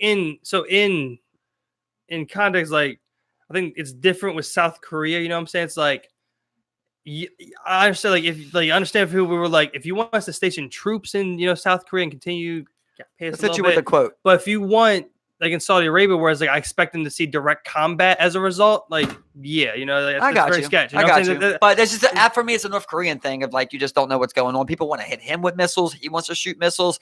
You know what's he got going over there with radiations? Those people hopping the borders. There's a lot of shit going on there. You know that's intangibles just with North Korea. Yeah. The direct quote: we have a very good relationship with Saudi Arabia. I said, listen, you're a very rich country. You want more troops? I'm going to send them to you, but you've got to pay us. They're paying us. They've already deposited $1 billion in a bank. Yeah, it's wild, bro. I don't know, man. I'm not sure. Like, now, this is posted by a Republican. This is a Republican senator, Justin Amash, who voted for Trump's impeachment. Yeah. He's one of the Republicans that did, and he posted the same exact thing, and he shows he sells troops, which he's already mentioned before. Yeah.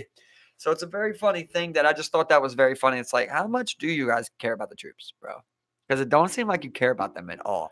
And now Saudi Arabia is a country that's fighting the allies of people that we have allies with and the enemy of some of our enemies. Yeah. So like it's one big fuckery. That's what I'm saying. Like especially when you see something like when you see them going to Saudi Arabia, I do imagine they're partaking in combat tactics and shit can get dangerous. And, you know what I'm saying? Like it's a very you're fighting for Saudi Arabia, like gun for hire type deal. You got soldiers fighting for Saudi Arabia, right? You're funding rebels in Syria. You're leaving behind weapons for ISIS in the Middle East. You're giving the most financial backing to Israel. You're just creating so much like problems in this area, in this region, bro. It's like weird how it's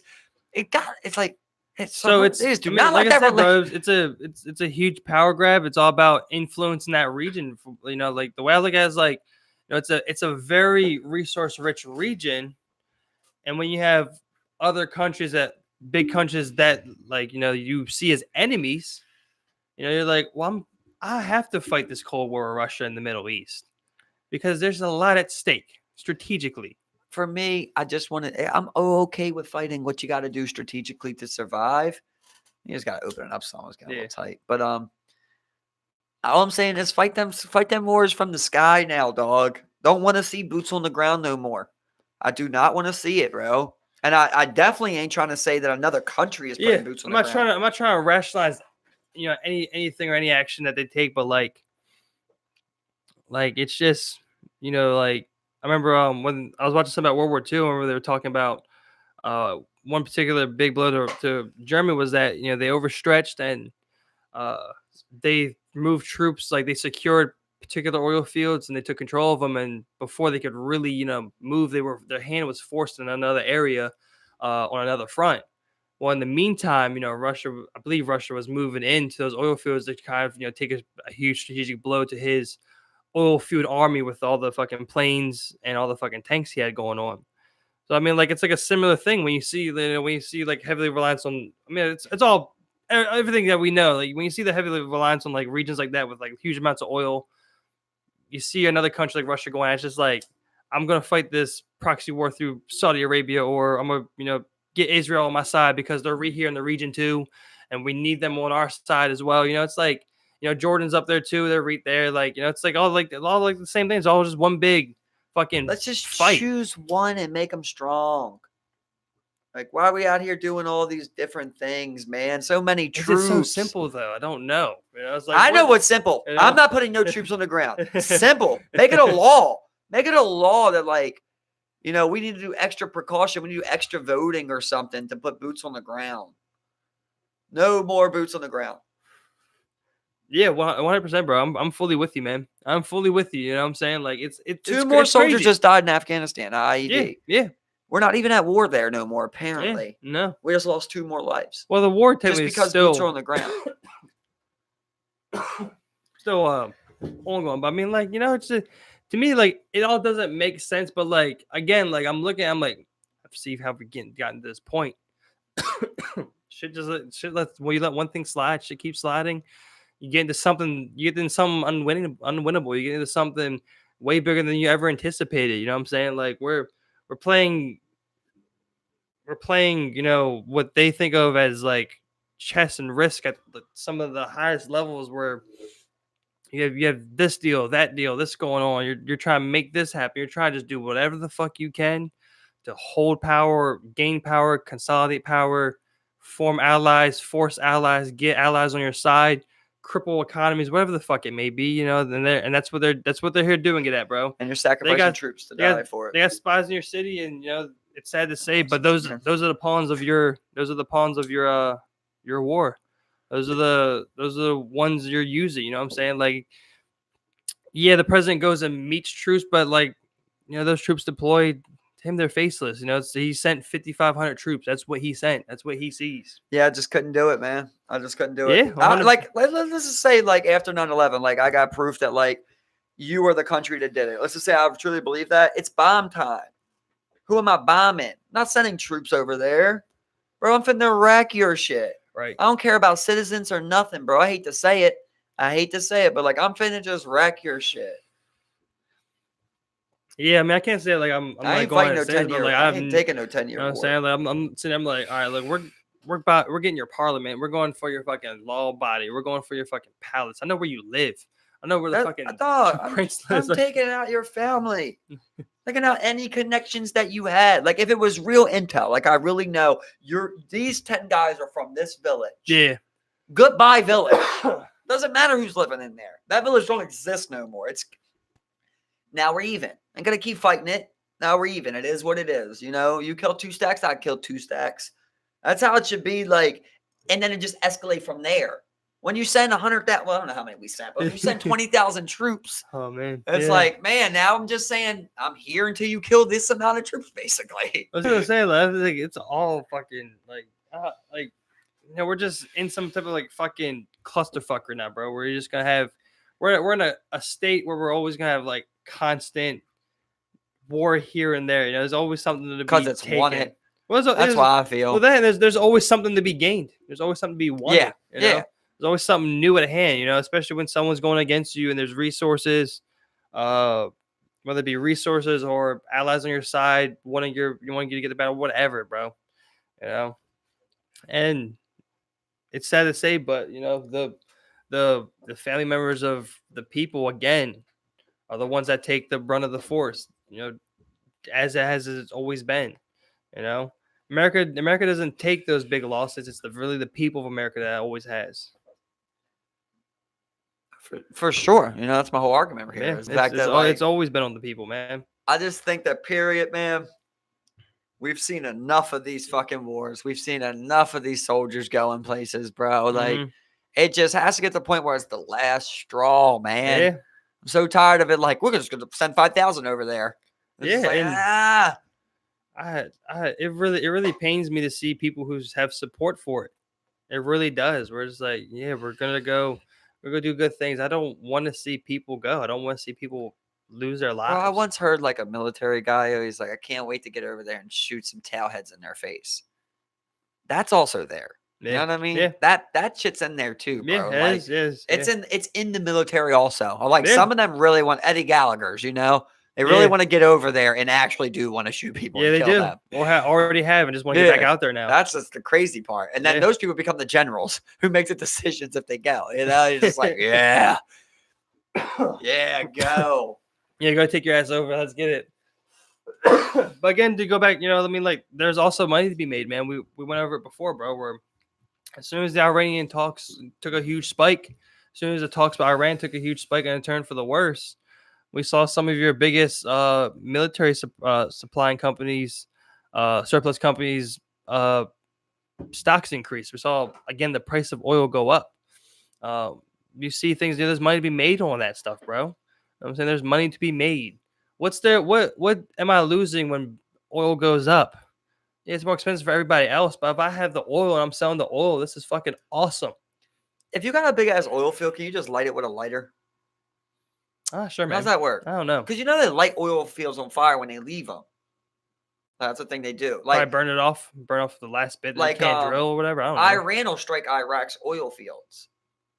That's why, like, it's a little funny thing that I learned is like, there's a lot of oil spots that Iraq and Iran could still get, but they don't grab them because they know the other one has missile range to that spot. Yeah. So they grab the ones that are outside of missile range. Right. That's funny how that works, but they attack that and they blow it up. So I always just wonder, like, I picture just lighting. It's like, that'd be so cool. I mean, I don't have no idea how it works, but I'm not sure if until it's processed, until it's actually able to be combustible or what. I don't like one of know. gas holes or just leaking gas, just like, and it just blows the ground up. There's actually that one big ass hole. It's like the entrance to hell, they call it. And it's just a huge hole in the ground that was a huge natural gas spot, and they lit it on fire to try and burn it off like 30 years ago, and it's still burning. It's just, the natural gas is still burning off. Yeah, they call it the entrance to hell. 30 years ago? Yeah, it's like it's been burning forever. Yeah, wow, long ass time. This is a crazy planet, bro. Yeah, this bitch is wild. That's all I'm gonna say, man. I've seen some wild shit, and I'm gonna see some wild shit. It's just craving to just get out there, bro, man. Like, yeah, I've been hearing about all them treks, like the Joe Rogan guys. I'm like, man, me and Steve should find a fucking trek that takes a few days. Just go out there with a tent and do it, and just get it like that, bro. Do it, bro. So, did you hear about that guy? His name was like Tyson or something like that. He is an off grid. He lives off grid in like the fucking deep like countryside of like Alaska, like the mountainous ranges of Alaska, whatever. His house burnt down, and he was stranded out there with no shelter and like in the middle of fucking winter in Alaska for 21 days. It was 21 days after his house burned down that he was finally found. He had lived by his wood burning stove initially. Like apparently that still stayed. There was like embers in there, and he was able to build like a small shelter like 3 days afterwards or some shit like that, and was able to build it from there and was able to survive like somehow in that bitch, man. I'm just like, if that happened to me, I don't think I'd be able to survive for fucking 21 days in the fucking Alaskan winter. I knew what he was doing. Like I don't want to go out and survive in the Alaskan winter for 21 days, but I don't want to be hell. I don't want to learn some shit. I want to experience the world. I want to see shit. You know what I'm saying? I don't want to see my house burn down. But I want to be, I want to experience and educate myself, and I think you see would the survive world, that. You know, I think you could do it. Yeah, I could do it. Especially if you had your stove, like that's huge. Yeah, that's so huge. Like he could cook. He had heat. Now at this point, you're just trying to see what ain't burnt. It could be burnt wood, but if it ain't incinerated, you know what I mean. You just build a small home. Yeah. You could survive. He wouldn't have lasted 21 months. Yeah. You know what I mean? You could survive 21 days, dog. It's still impressive. I believe you, bro. You can handle that cold. It's impressive. I got was wild, bro. I'm not here to dodge his accomplishments. Yeah, I'm here to up yours. I saw some shit earlier. They want to get there was like a petition already since the news story broke. They want to get him on JRE. They all go on there. They want to get on JRE. Go on there. They're definitely be on there, bro. The Robert Downey one got released today. I seen. I didn't get to watch it though. Yeah, I want to watch that. He's cool, dude. I want to watch that because I saw Doolittle dropped. I was like, there we go. I watched the other one with the white boy. Did you see him? He's like an adventurous type too. He just came on right before Robert Downey. Yeah, I don't know. Joey Diaz. No.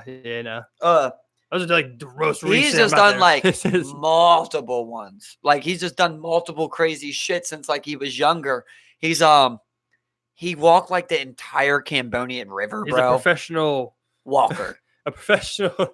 He walks very far distances. Crazy shit doer. Bro, he was like describing his life, bro, and it was like envious. Like when he talked about his life, he's like, from a young age, I just knew like I wanted to do shit. He's like, I want to talking about like he went to Thailand for 2 years, bought a bike, trekked around there, cycled all through Wales, like shit like that. Then he's like, yeah, he's like just telling all of his stories. Like I went to, I think it was Cambodia or Mongolia. He's like, I went to Mongolia. He walked the 1,000-mile river there. He's like, everywhere I went, like I never, and like Joe couldn't believe it. He's like, everywhere I went, I never really had nothing else. I would just go and ask people for shit.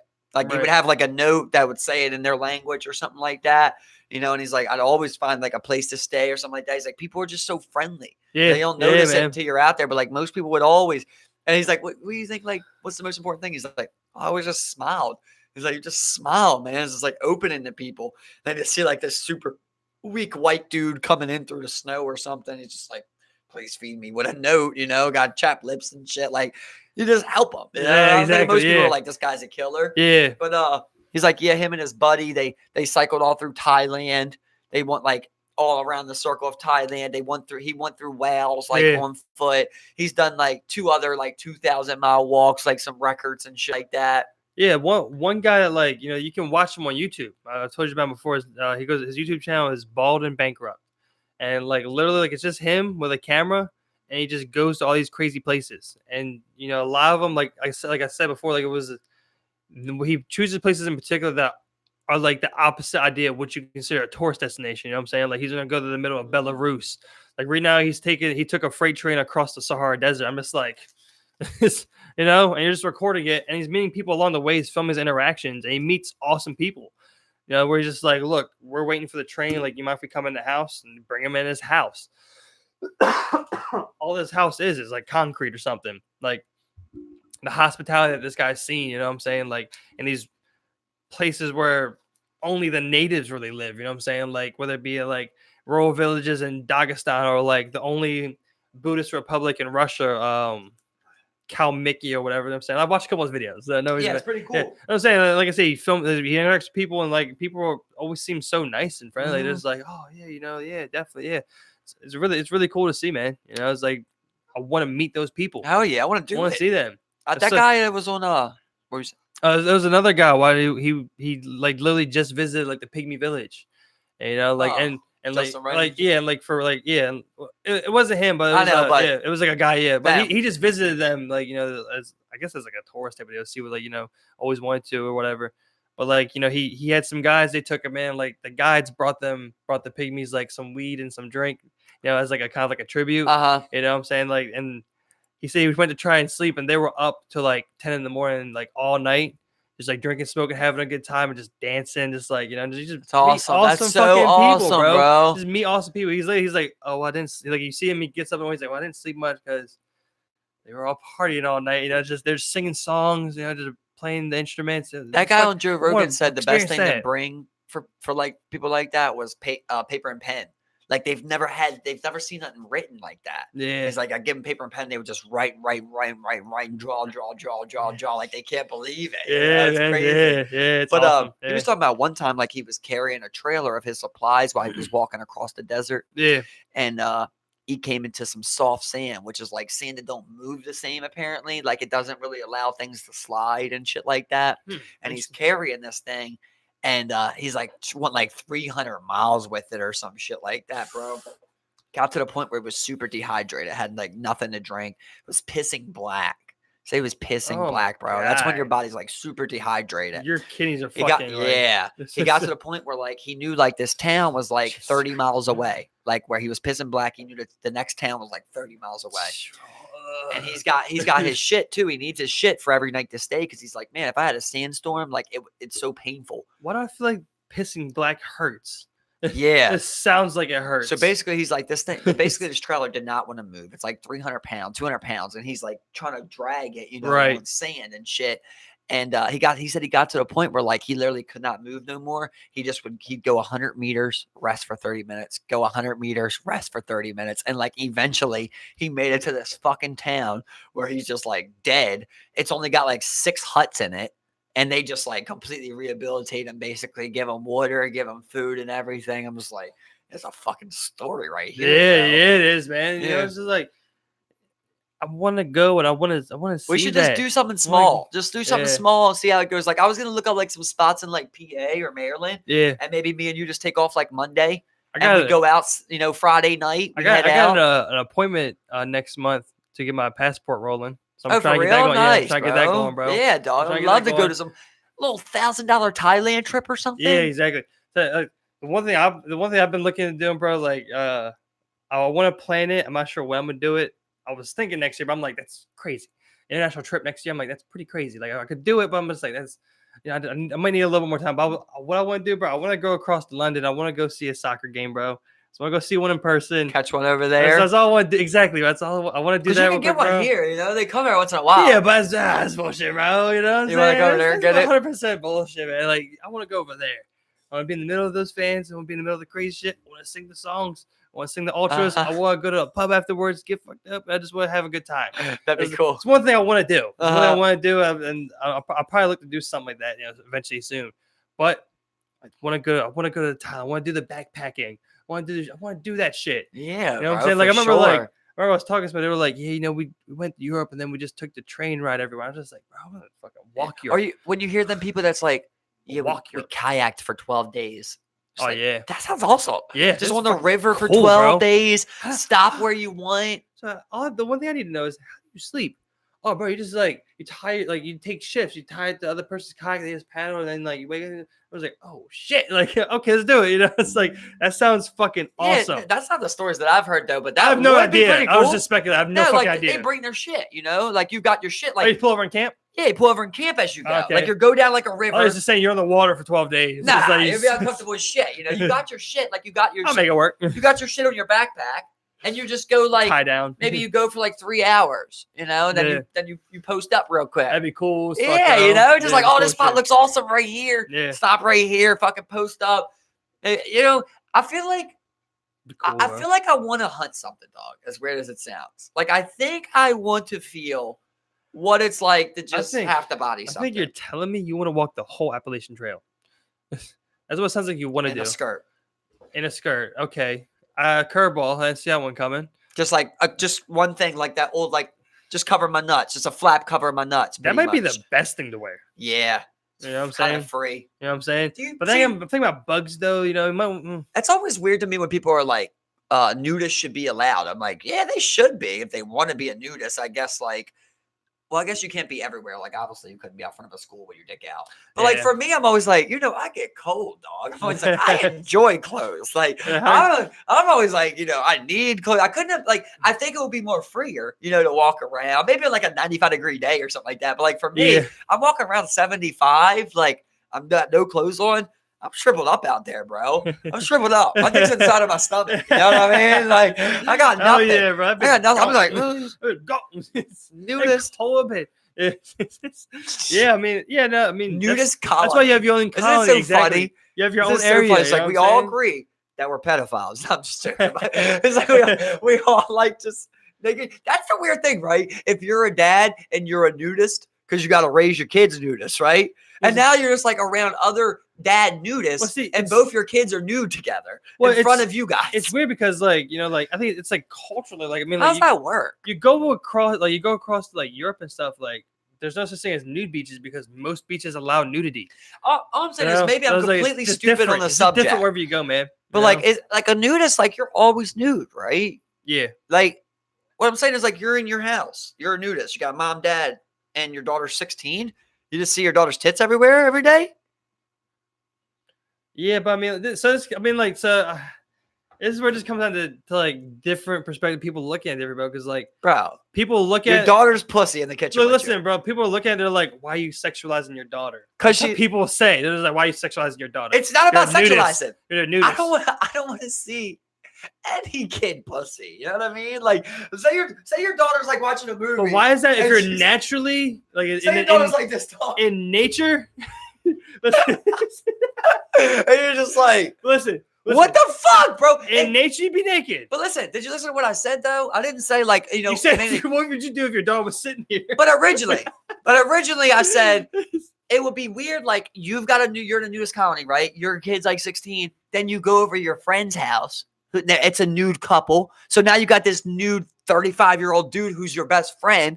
You're seeing his kid's tits while you're at his house. Your kid came over naked. So now he's staring at your 16-year-old kid's tits. And you're just like, hold up. We might be nudists, but I don't believe that you've got that eye of around. that you're not even going to. Like I said, bro, try I and don't catch get it. it, but like I'm trying to see it from the other way. Like it's just the way of life, bro. You just like the way they would say is be like, why would you sexualize your best friend's daughter?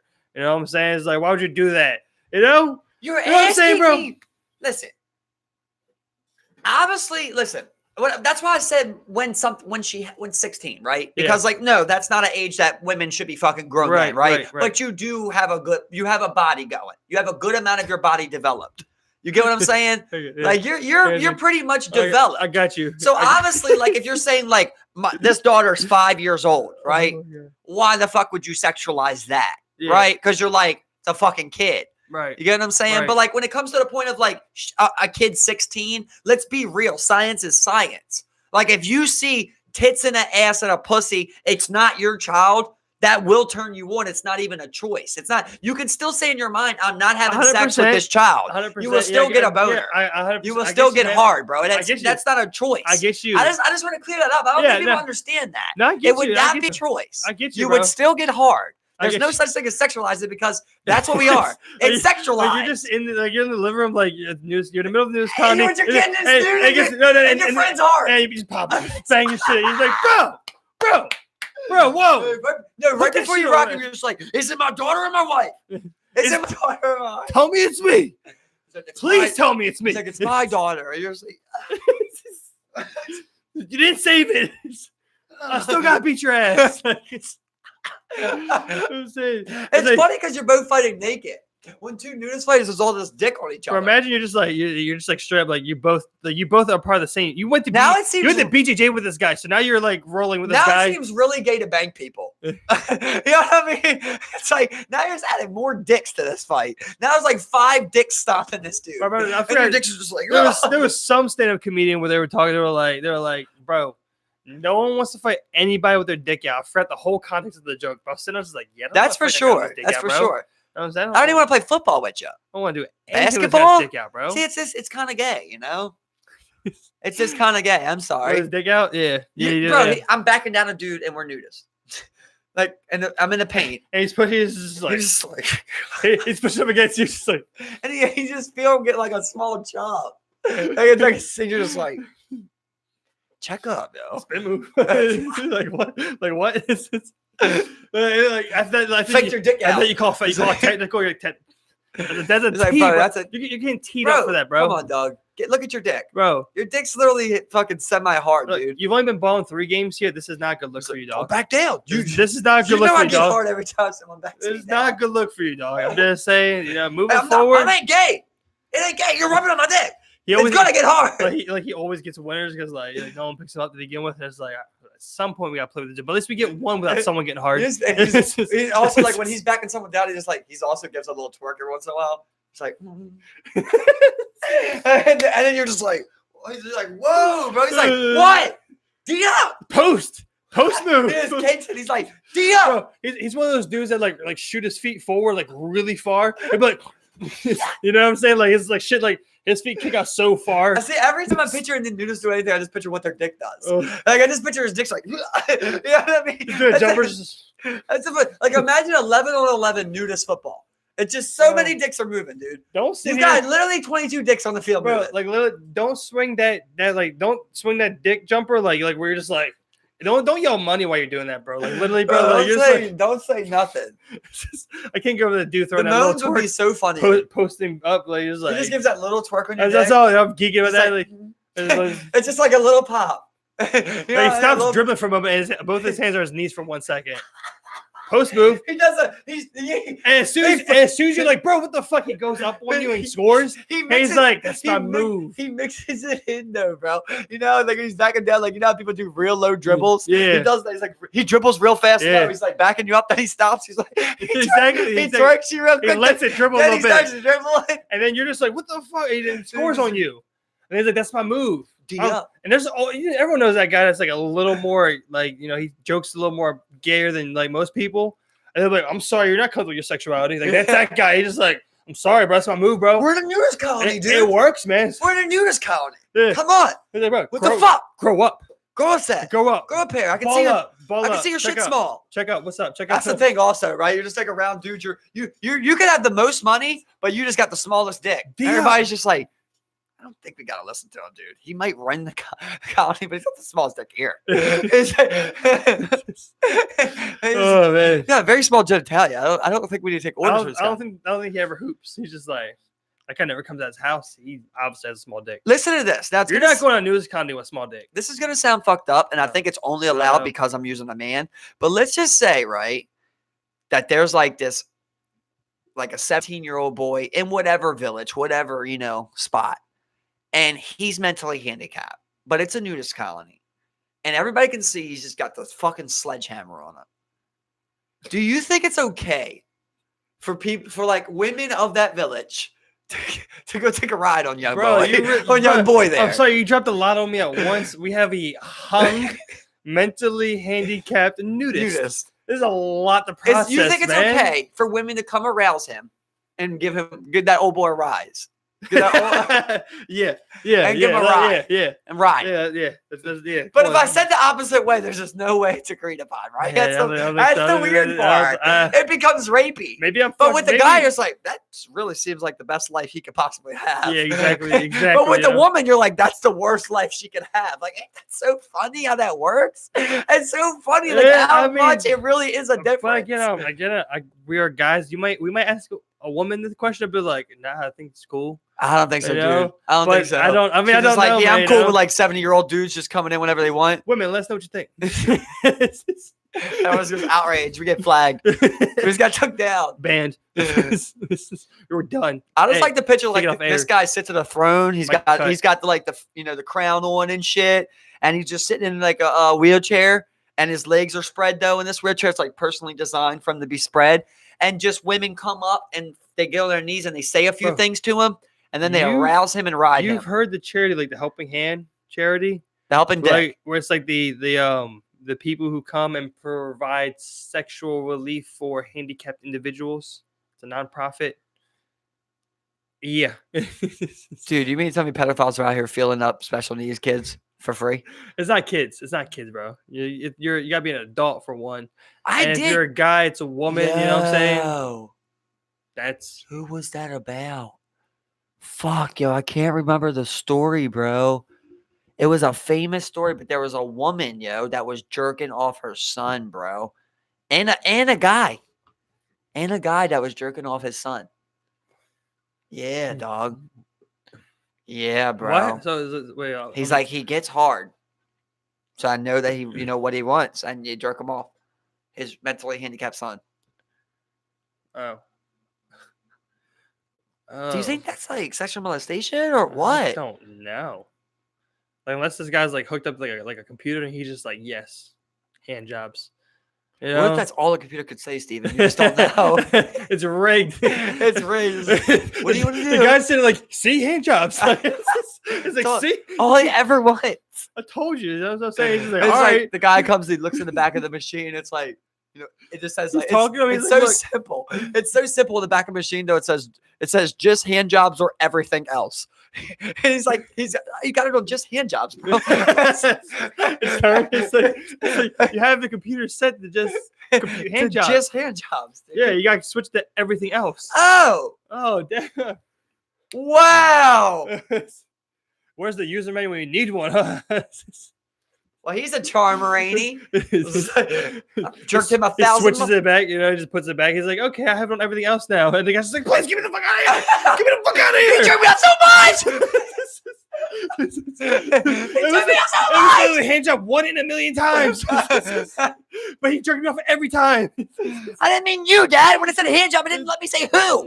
I at least said Mom. Why you? Yeah. You're a fucking iron worker. Your hands are the dog lick my nuts. What the fuck, Dad? You make it look little. Yeah. You have calluses. Mom makes it look big. What the fuck? Now we just took that whole other step right there. Oh, got me a little light here. I was just like, whoa. Sexual stimulation for handicapped people. See, that was a real thing. I don't know how I feel about it. Once again, I feel like I'm just so biased because you tell me some handicapped dudes out here getting stimulated. I'm like, lucky life for him, bro. It's probably as good as he could get. Yeah. And then you tell me some woman's out here getting stimulated. I'm like, bro, is it by man? And then I'm sitting. I'm like, I wonder if you're saying like they're just getting them off. Like, are they finger popping bitches? I see. They're not fucking them, right? I've only seen it be finger dudes, popping. I said that so and it seemed like this woman would ride this handicapped dude. Yeah, she would ride him. From what I understand about it, it was a service, and they would ride him. Yeah. Pretty much understand whatever you want. This seems kind of fucked up. I don't know where I feel. I don't know where I stand. What if she rides his face? You know what I'm saying? I think it's a little different. It's like kind of thing. I'm like, is this covered by insurance? Are you paying out of pocket? Do you pay? How does this work? Could you imagine you're tied down in like a loony bin, bro? Yeah, volunteers. Somebody comes up, just sits their nuts on your head. You're volunteering to have sex with handicapped people? Like, I don't know how that works. Yeah, who talked you into this, dude? You definitely got something wrong with you. I don't think there's a good. I'm just trying to use this pussy for good. Well, this pussy's stupid, so. The pussy smacks. So I mean, you know, hold it back. They got Yeah. the best dick. I've never seen him with a small dick. I've never seen a small dick With with the one. foreplay, amazing. Lower the IQ, the bigger the dick. He wants to feel like a man, so he's trying to overprove himself. Did you know that's why them Greeks He used eats to crazy pussy. He's a wizard with his mouth. Did you know that was why they made the sculptures? The Greeks made those sculptures back in the day with small dicks and balls. Well, Because I remember reading something like that, but I don't recall. it was believed that dick size went with intelligence. So like if you had a small dick, you were intelligent. That was another thing where like when you like why you see like a lot of like thick women in lots of paintings, because like it means you were rich. That means you ate good. It means Yeah. you're wealthy. Yeah. So it was like You want a wealthy one. Yep. Got a thick bitch right here, bro. She thick. That means her bag's thick. That's what your dad taught you growing up. I love that one joke where it's like, I imagine like the first white people that are going by Africa, it's like, what's that on their backs? They ain't never seen ass like that. You know what I mean? Like they ain't never just like, they're just like, the fuck is she carrying? Well, white girls are sort of like negative. I've seen negative ass. They look back at the wagon, their horse-drawn wagon. They're like, she dragging a wagon. Yeah, seriously. There's the inception. Dude, I genuinely feel bad for like black girls that have small asses. Like, I'm not saying that it's still not cute. You can still have a nice ass and be small. But I'm saying like just because the stigma that's around it. I feel bad for top-heavy bitches, the ones that are like they're completely inverted, where it's like, and then just slowly, just like, you know what I'm saying? See, Like, a you're lot of inverted. people be like, you got big tits though. I don't know about that. Bro, all I know is Lil Wayne literally said a track about it. You know, it's a And lyric. that's cool. He doesn't represent the majority for me because I'm like, I'm no tits, all ass all day. If you don't got no ass, Right, no, I'm saying Lil Wayne, what'd he say? He's like a black girl with no ass. She ain't got shit. oh, You know what I mean? Oh, That's I see what he what says. I'm There's like a stigma that you gotta have ass. Like if you're a black girl with big titties, you got something. But I feel like you're better off having a big ass because that's like people just look at it like, oh, you're supposed to have a big ass. yeah, It's like crazy how that Yeah. goes hand in hand like that too. yeah.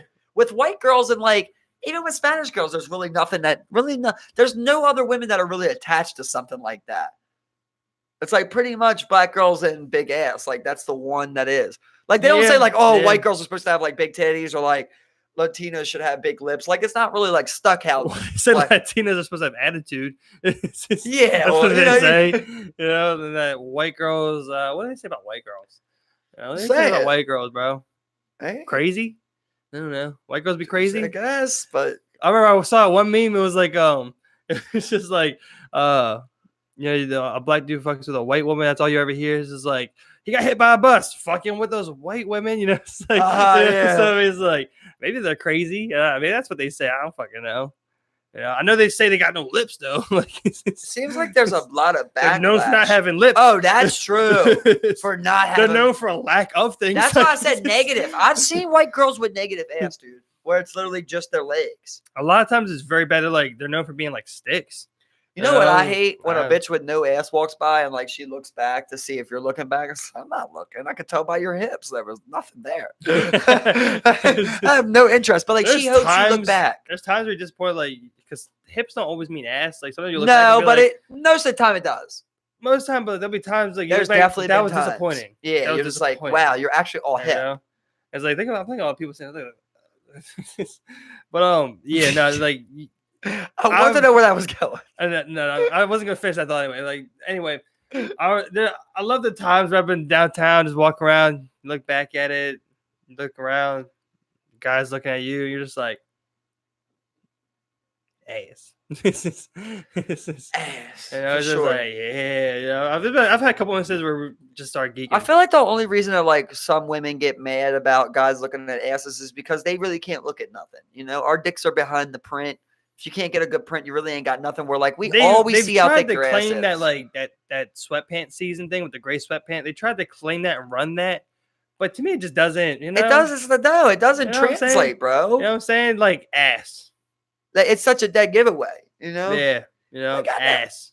Yeah, I mean, like, and the fact is, like, if you are wearing those type of sweatpants, like, they better be some tight sweatpants. Because, like, if you're wearing some loose sweatpants, Yeah, like gym sweatpants almost, and yeah, you got like some briefs on, your shit's kind of tied down. yeah. Your shit's kind of strapped down. That's what I'm I saying. hate I'm to be thinking, judged on that. I'm saying, I'm sitting there. I'm like, unless you're like fucking like you're carrying like 6 inches of like set like of soft dick. Yeah, you got like a semi chub. like 6 inches of just straight soft dick. That's what you got right there. Like You picture like that, some maybe that guys. shows. Some guys are walking you know? around in like sweatpants, and like before they Yeah. got out the car, they're like trying to get, they're trying to get a little chub going. They're special. Like yeah, you know, I don't. It's so But- weird but how it's funny like 'cause, like, douchey But it's funny because it like can be. I remember like one of my friends, like his ex or Sanders is like, yeah, I've watched you guys ball before. Like, I've pretty much seen everyone's dick. I'm just like, I don't know, it's like, what? Like, you look that closely? I mean, I guess probably they do, you know, but whatever. It's just See, like, I just don't think you can get a. I don't know. I'd have to analyze Look- some dicks. you're I looking, guess. you're looking for the guy with like the hard dick on the corner. You're Yeah, like, I want that's that what guy. I'm Like, saying. you know what I'm saying? Yeah. Like he just gets to throw off competition. You know what I'm saying? To me, I just never thought about it. You know, I'm just like, I get. Okay. I just never thought it was that revealing. Neither did I, but I've never also. That's what I'm saying. I've never really like. I mean, I've had like I've got a pair of gray ones that are like real, like they're tighter, they fit tight, and of course you can get a little bulge there. You know, you got your you do got your hang down. yeah, exactly. But for the average pair of sweatpants or like the average pair of hooping shorts, like unless they're short or real tight, like I don't see how you're gonna get a proper look at someone's dick. yeah. You might get a feel, you might get a range of someone's Yeah. dick. You might be like, all right, I Maybe guess I instead could of see jumping, about and you're just like, okay. but you gotta That's how I really have think your move. eyes. Like That's how I think you move. gotta really have somebody pinned on a layup. But you're also sitting there like, as a a woman sitting on the sideline that's just she's not interested in basketball play. She's got her camera. She wasn't worried She's about. actually on her phone. She like, wasn't zooming worried in on about dicks. her boyfriend here, and how he just like missed that three. She was just like, oh, this dude's dicks. Let's you know? rank dicks. His dicks. Okay, he looks big. He looks big. He's little. He looks big. Oh, he's too big. I was like, so I mean, it's like I don't fucking know. I have no idea. I never thought about it until she said something. I was just like, can you? I was just like, All I'm saying is like we don't wear leggings. You know, with like a bitch in leggings, you can see their direct. I'm saying if I wore straight leggings, like would yeah, totally it's be what able I'm to tell, saying. You know yeah. what I'm saying? like with a bitch with like little leggings with ass, you could see what or the even ass some is. jeans, bro. Even some jeans, I'd be like, they make that ass look good.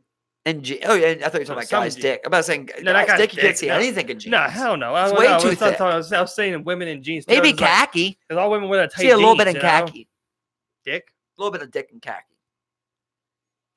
I don't know. That's some like that's some like fucking chinos. Like I've been able to fling that thing up on my thigh a you little know, bit like and get an imprint going when I'm sitting down. Okay, wear some tight ass chinos. Like why I got tight ass khakis like that? nah, it's like an imprint's easier to see. You know when you got jeans, you can't fold it correctly, but with a khaki, like you can get that whole imprint of your dick. I feel it's a little looser. Yeah, it's like you can imprint your feel you. dick. Like I with feel jeans, you. you can't even bend it to really like show where your dick's at. You're just like that bulge right there. It's gonna be rigid. It's good. It's gonna push your dick down. You can kind of Whereas the khaki will I actually can make a fake bulge. I can make But a again, fake bulge like, with jeans. I've never thought about like how my dick looking in khaki. You know, like, you know what I'm saying? Like, Well, I'm just saying it because I know I've sat down before and I'm like, oh, my dick's over here. If my dick's hanging straight, then I don't know nothing. But like if my dick's hanging a little bit to the right, I do feel it because now I'm sitting down. Every time I've worn khakis, I've been like, my mind's not been on what my dick is. Like I'm at an interview, I'm just like, I don't really wear jeans. I'm more of a khaki guy, so maybe that's why. I do it jeans. just for dick. I wear straight up jeans. wear straight up jeans. You know, I just go straight. I hate denim. jeans, Straight man. up black denim. They're just too thick for me. I feel I like a sense of like the thickness. I hate the feel of like. To body. me, I typically when I do try and find some type of khakis, bro, I just don't find like I don't like the way they're usually cut. You know what I'm saying? Like I'm not a guy. I like a good accented little. You like a U fit. You know, you don't like a V. You like a U. You like them Brett Favre Wranglers that had the U. No, see them bitches are boot cut. I want them bitches tapered. You just know what I'm hang. saying? I want them tapered up. You know what I'm saying? I want to be a little slimmer fit, a little more cut. They just had a little fit. toy mini jacuzzi for your balls that was going Toy around on mini jacuzzi? Facebook. Yeah, it's like a No, little but mini you piqued jacuzzi my for your interest. balls. Yeah, it was like a joking thing, but like I honestly was like, Ball doesn't- bath. dude, ball massage. Ball It's a bath, bro. jacuzzi. You know, they'll be blowing some blowers at your balls. Yeah, but I'm definitely going to include some strawberry kiwi like bath salts that will like cleanse and like See, I rest don't your know because that's balls. gonna be right on your Yeah. balls though. There ain't You know much what I'm water saying? there. I'm thinking like so you have like, you remember the foot bath thing? You know those things? That, but then now it's for your balls. So like you go in there, you got the jets going on all your balls. You know what I'm saying? You put some like relaxing lavender salts in there. You know what I'm saying? You got your balls in there. Yeah. I'm overdoing it, I know, but I'm just geeking. You know, it's like to me it sounds interesting. I would probably put my balls in a ball jacuzzi. That's my final point. Oh, you for sure would. You know what I'm saying? It was like, yeah, why is this thing not made? Let's see. Ball jacuzzi pops right up. I'm surprised you didn't buy one. So you kind of see. Yeah, ball bath. Yeah, but you see, like it's not too big. That's though. not a jacuzzi. That's a ball bath, bro. Ah, see, it's a mini jacuzzi. It's blowing bubbles. Yeah, that ain't jacuzzi Come on, dude, bubbles though. What do you want, dude? Bro, I want I want multiple jets from multiple angles It's in blowing a your ball jacuzzi. balls. Bro, that bitch is barely going blub blub on them with some bubbles, bro. It's like blub blub blub blub blub. I think it would feel good, bro. Bro, it's like, I'm sure it'll probably feel good, but I'm saying it could be improved upon that. Give me multiple. You saying it needs to be bigger? I'm saying multiple jets of massage, like Well, lightly that needs to be massaging jets. bigger. Where it's like, blah, blah, blah, blah, blah, you know, just like add more and just finally, you know, just like have multiple directions. You know what I'm saying? You sure you just don't want a regular jacuzzi at this I'm point that you just can put your saying- balls up to the I'm side? just saying, I feel as I could improve upon the ball jacuzzi. I remember when I was design. a kid, bro, you get me anywhere near a blower, I was putting my asshole or my balls on I'll just it. put this out. The ball jacuzzi, you need me. Sign me up. I'm just Bring putting me it on out the there. team. If you ain't Bring me never on let the your, team. if you ain't never let one of them jets blow a little bit on your asshole, you've missed out in life. Okay, you're gonna want to go through that thing and just let a nice breeze go right between your butt cheeks. So It's what like, did you say? I didn't think you were gonna say like ass cheeks. I think you were gonna say like, you know, it goes by your dick a little bit. You're just like, oh, bro, I sit it right on there with my dick. I remember being a kid. I come right up there, just let that thing blow right on the tip of my dick, right on the Exactly. bottom. yeah, you just. Oh, I busted that. I busted that, bro. See, I Just never sit there. busted that, bro. Oh, yeah. I never busted that, bro. Oh, bro, Like, I'll definitely you know? bust that. I remember this one. Like, I remember this one time when my dad. This is before I could even bust. Like, my dad was at this abandoned house. It didn't have nothing. It's always funny, bro. It didn't have nothing but like a big tub Oh. with like multiple jets. And I remember like I'm sitting there, I'm messing around with him. My dad goes out, you know, he's outside. I'm in the bathtub by myself. And like I remember like I turned sideways, washed my hair, just feel a little bit on my butt. I'm like, feel pretty good. Damn, sit there for a sec. I'm like, yeah, that's pretty good. Turn around. That was like the one powerful one, you know? Turn around, just let that thing hit my dick. I'm like, bro, wow, bro. I remember I would turn the hot and the cold water all the way on, just have my legs straight up. have the goddamn spigot just coming down full throttle on my balls. Bro, you know what I mean? I'm gonna say removable shower head, just like. Oh, if I gotta remove a shower, I make it work. I mean, Okay. but you know, we ain't got a removable shower head. You know, we gotta find a way. I'm just legs up like an L, dog. Just letting this thing full power hit right onto my balls, tip of my cock. A little bit of ass, like. It was like go not ass after that, yeah, not ass for that one. That'd have been too much. You know what I mean? I'd have had to put my legs behind my head. You hold up yourself, you're just like. Ass when you get on the jet stream a little bit, you're like, okay. You're like, okay, feel pretty good, little ass massage. Oh my god, what the fuck, bro? Oh, but with any of them jets, you're always like, you could be anywhere, man. You catch me at any point, I'm just like, you gotta let it hit the dick a little bit. Just like, remember them good times. Yeah. It's funny because I remember being a kid. I'd see somebody's man. bathtub. I'm like, what's Yeah. that water pressure looking like?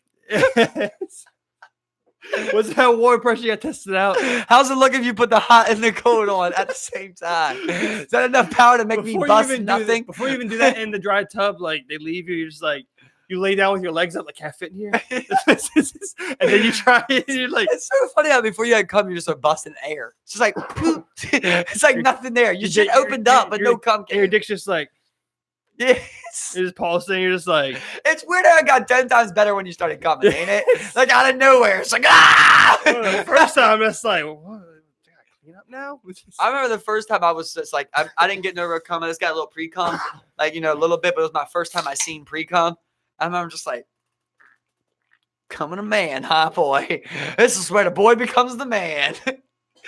Time to fuck bitches. You know, I felt about everything through my first pube. I'm just like, I have a whole set by that of this month. I remember me and Ty used to always geek about fucking pussy fingers. You mess with a bitch. You fucking finger pussy. You walk around with a stinky hand. It's just like this shit just lingers, bro, until you fucking really scrub it down. Just a geek about that shit. And what made me think about that was that's the coming of age, the finally nutting. And then eventually having your first experience. You know what I'm saying? Like shit like that. Bro, when you're a kid, you're just so Badge of dumb. honor. You just think so many things, like that. Yeah.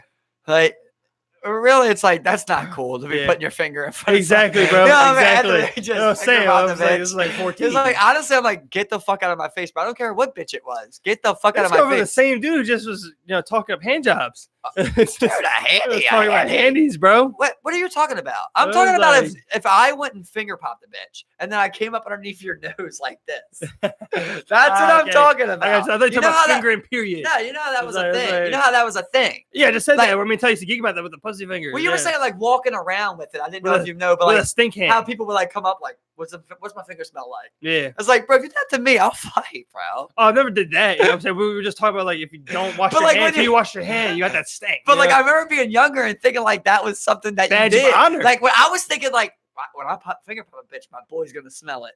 Like, that's what I thought you were supposed to be like, look. I've never ever. I didn't wash this hand in 2 days. I was just geeking about the fact that it's like, for the most part, especially when I did public place, you didn't get a chance to wash your hands for a little bit. You had a little stink hand going on for a little bit.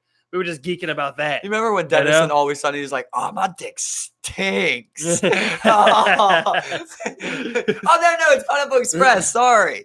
It's Pineapple Express. When they wake up, he's like, "Oh no, it's everywhere." You're going all over the place, bro. It's the interview. You're losing me. It's the interview, You're losing bro. me. That's You're what it is. With James Franco and Seth Rogen, they have a big orgy. And like the next day, he's like, wake up, he's like, "Oh, I got that stank dick." And then he looks at his boy. He's like, he looks at Seth Rogen. And he's like, "Ain't it funny how you kind of like it?" there's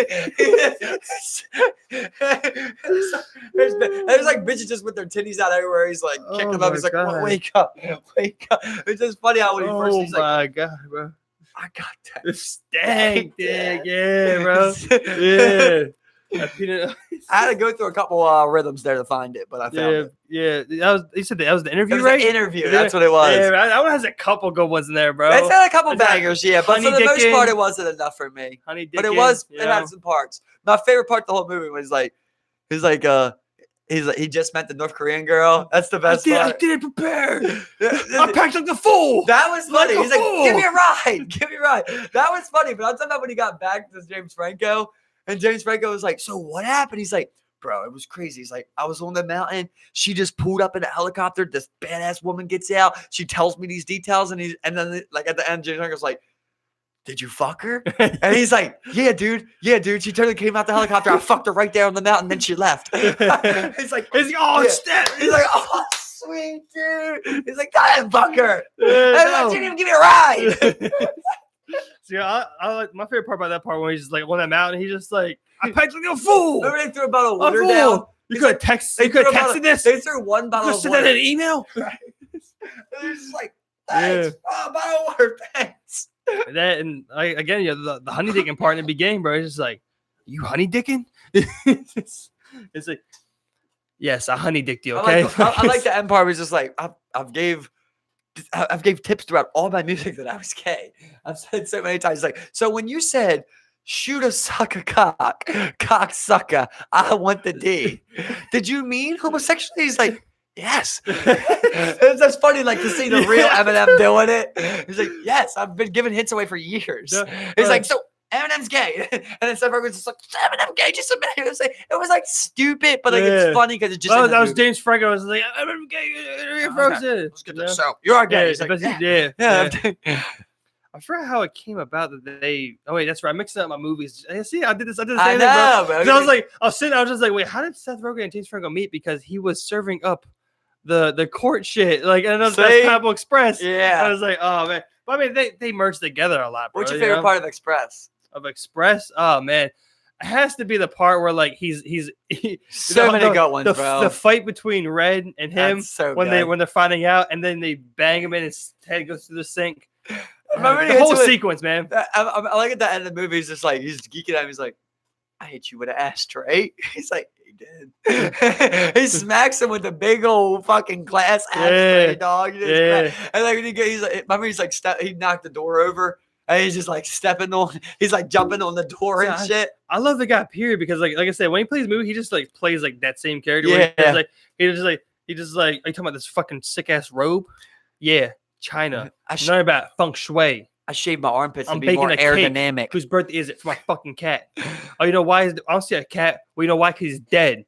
He loved vanilla cake. It was his birthday today. Like there's two parts that get me so good. There's like the one that sticks with me the hardest about that movie is like when they capture James Franco and they're like pushing him. He's like fighting and they're pushing him into that hole.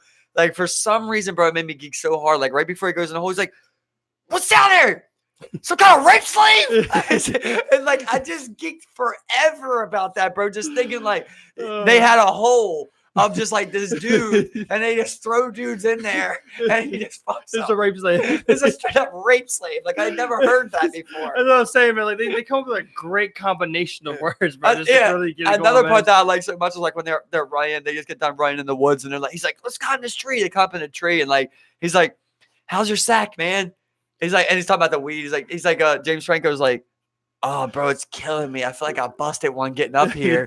And he's like, "Now you're bald." No, the weed. It's a weed. He's like, "Oh, we got like a half pound left." It's just so funny, like so random. Another one's like after that whole ordeal in the house where like they're out to dinner and Reg's chilling there. He's like passing out. There's like, "Yeah, I think it's time for you to get to the hospital." He's like, yeah, I think it's time to go. It's just like, and he dies. He dies at the table. Yeah, exactly. Bro, I'll tell you what like, was dope, dog. Made by funny. Will Smith and shit. There's like a movie coming out based on 12 O'Clock Boys. I don't know if you've seen that shit. Yeah, just seen that shit, called bro. Charm City Boys, I think. Yeah, just seen that or shit, Charm bro. City. Yeah, comes out in April, bro. That shit looked hard, Yeah, bro. bro. That was a good ass like way that they were doing it. Yeah, Meek Mill, I don't know. We'll see. True. But it is about the bike life, so I like that. But from my understanding about it too is that there's also a huge Baltimore backing from it as well. Apparently, there's a lot of filmed people, in Baltimore. Huh? It's filmed in Baltimore. That's what I'm saying. From my understanding, they're using a lot of people here. A lot of people in Baltimore are they had to be them riders. I know they had to be. The boys are nice at riding. You can see them banging tricks. Fucking riders. You know what I'm saying? Like these are fucking bangers. You know what I'm saying? That's why probably they're all hoodied up and shit. You know. Well, if it's for a movie, it's all legal then, right? But that's what they do, you know. So in the movie, you want to portray it like that. Yeah, exactly. You know? Yeah. Like they do ride with masks and stuff like that. Sometimes they don't. They be like, "Fuck it." You know? Oh, I'm sure that movie ends sad. But that now, movie ends sad somehow of like he's running from the cops and gets hit or something like that on the dirt bike or something like that. Yeah. You could see how it kind of plays out. Meek Mill's telling him stay off the streets. You know, you're nice on the bikes. He's riding on the bikes, but he needs money for the bike, so he's selling drugs. Like you could kind of see the story. It's a Baltimore story. Yeah, I just want to geek, bro. Because like somewhere in the movie. They're talking. Somewhere drives by playing that Drake diss. You know, while Meek Mill's acting right there. They play that Drake. They play the Meek Mill diss Drake did. Like it is just catching, just sitting there, just like, but because he's not Meek Mill in the movie. You know, it's just like a subtle nod. I would like to put that in there. But Meek Mill's probably like, fuck that. No, he's definitely he wants definitely his diss. diss. That's what I'm saying. He wants his diss. Exactly. Yeah. No, that's not happening. That's not happening. I like how they said he always screams. It's just like he always screams in his raps. Meek Mill. Oh yeah. He talks about his Rolly. All the memes they had were just like Rolly. Oh my Rolly, my Rolly, my Rolly. Rolly's so big. Yeah, but you know when he starts yelling, bro, he's about to go in. That beat about to drop stupid. He's definitely won in a few times, but he's one of the people you could tell like he's running out of things to rap about. Yeah, he's having some trouble with that. Yeah, definitely, bro. But I mean, like his last album was dope, bro. I liked it. Yeah, it had some bangers. It was a good album, bro. You know, I definitely enjoyed it. But his albums before that were way better. Yeah, it's hard to ever live up to that, though, right? Oh, of course. No, I mean, come on, House Party, bro. I'm just like House Party. House Party was good. House Party. But I was just thinking about like oh yeah, of course. Dream Chaser. Yeah, exactly. You know? There's something like that. Exactly, it's like that was just like a legendary track. Yeah, so House Party. He laid it down.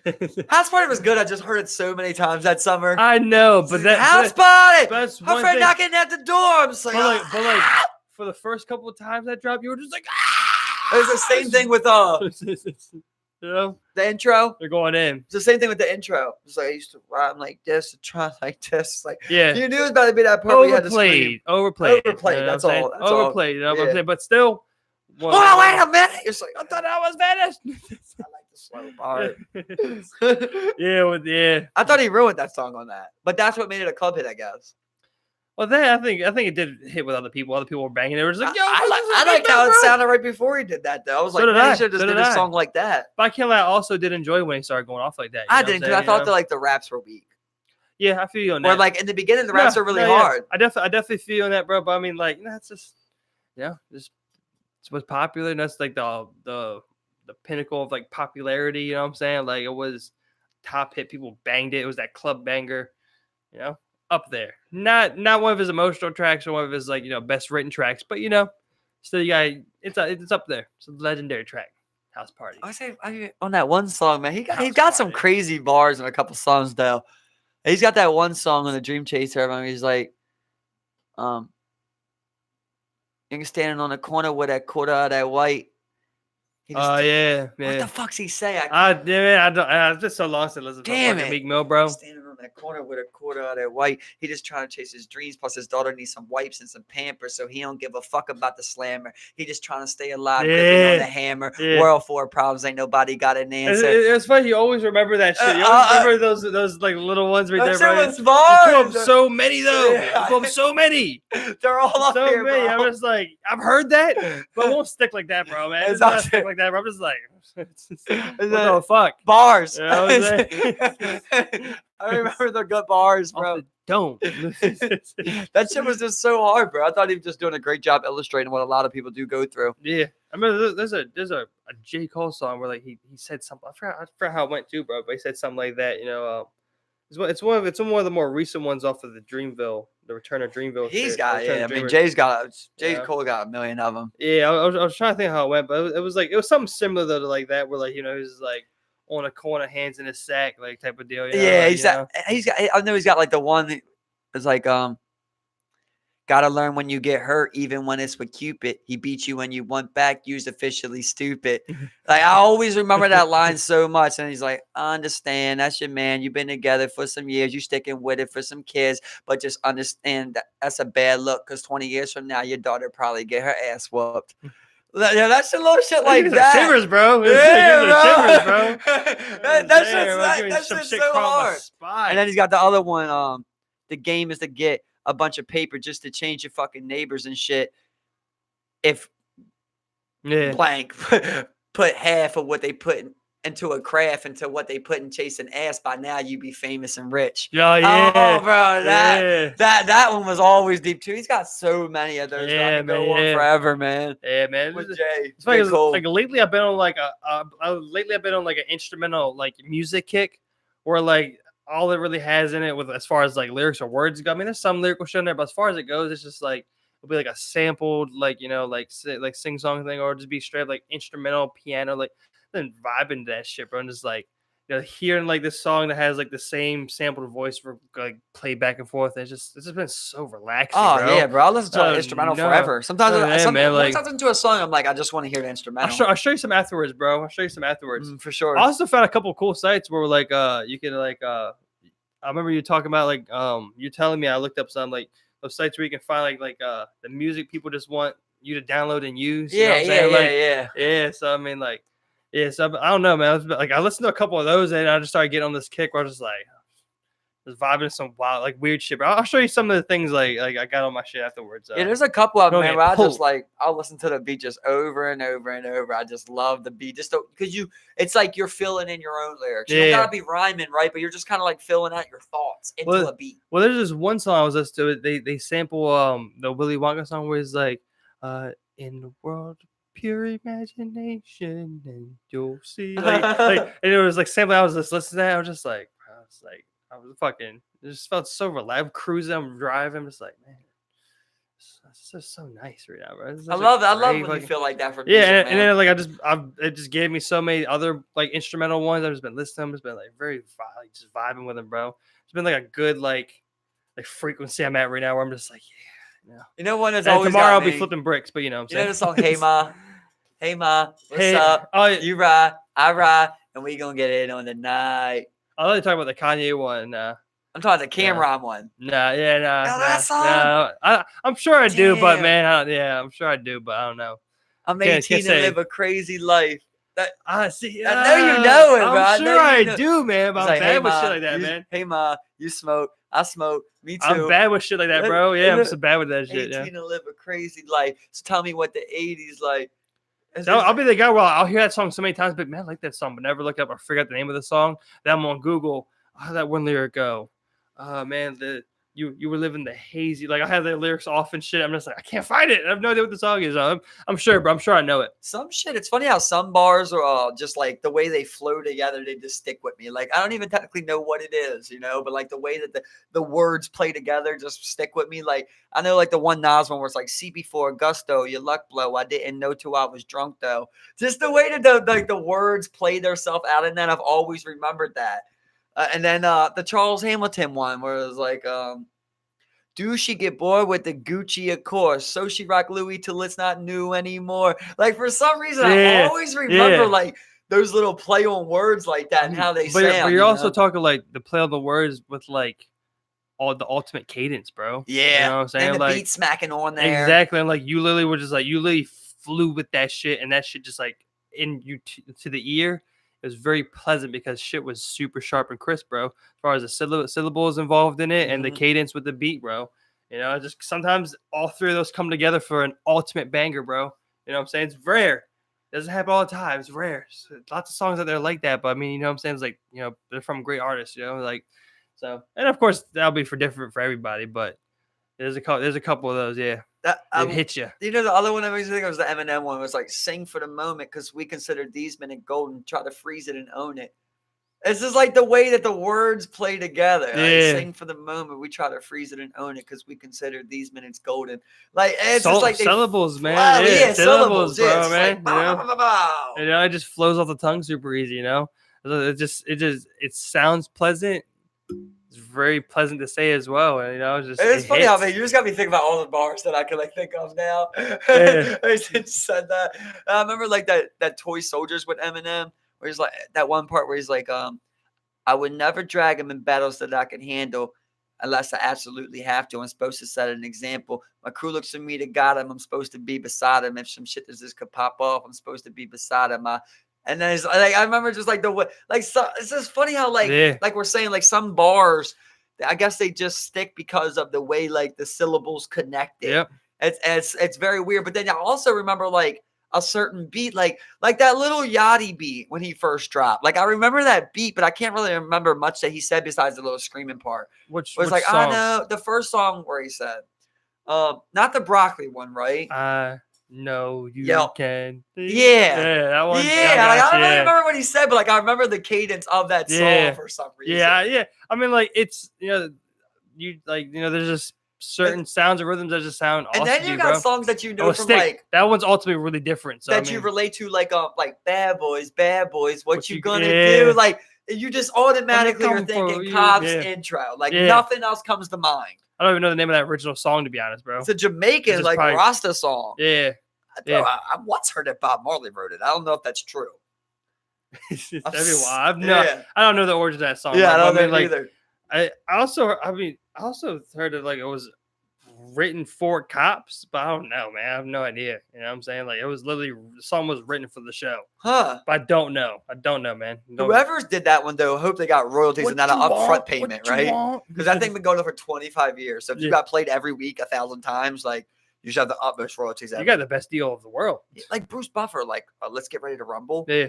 Like, and Mariah Carey with All I Want for Christmas. Like she does got that. You're right. She gets paid every year for that shit, bro. Or Michael Jackson with all the Beatles music. But we're ended there. What a good come up. Thank you everybody for tuning in. Another great shit show. We really appreciate everybody, all the new viewers, everyone that checked in. We really appreciate Gonna be gone for a while, going out on a hiatus. Keep a lookout for us. Be back next Wednesday, next Thursday sometime. Yeah, exactly. We'll Sorry to miss out. Love you all. Y'all have a good night. I gotta go off on 2 of these bitches, man.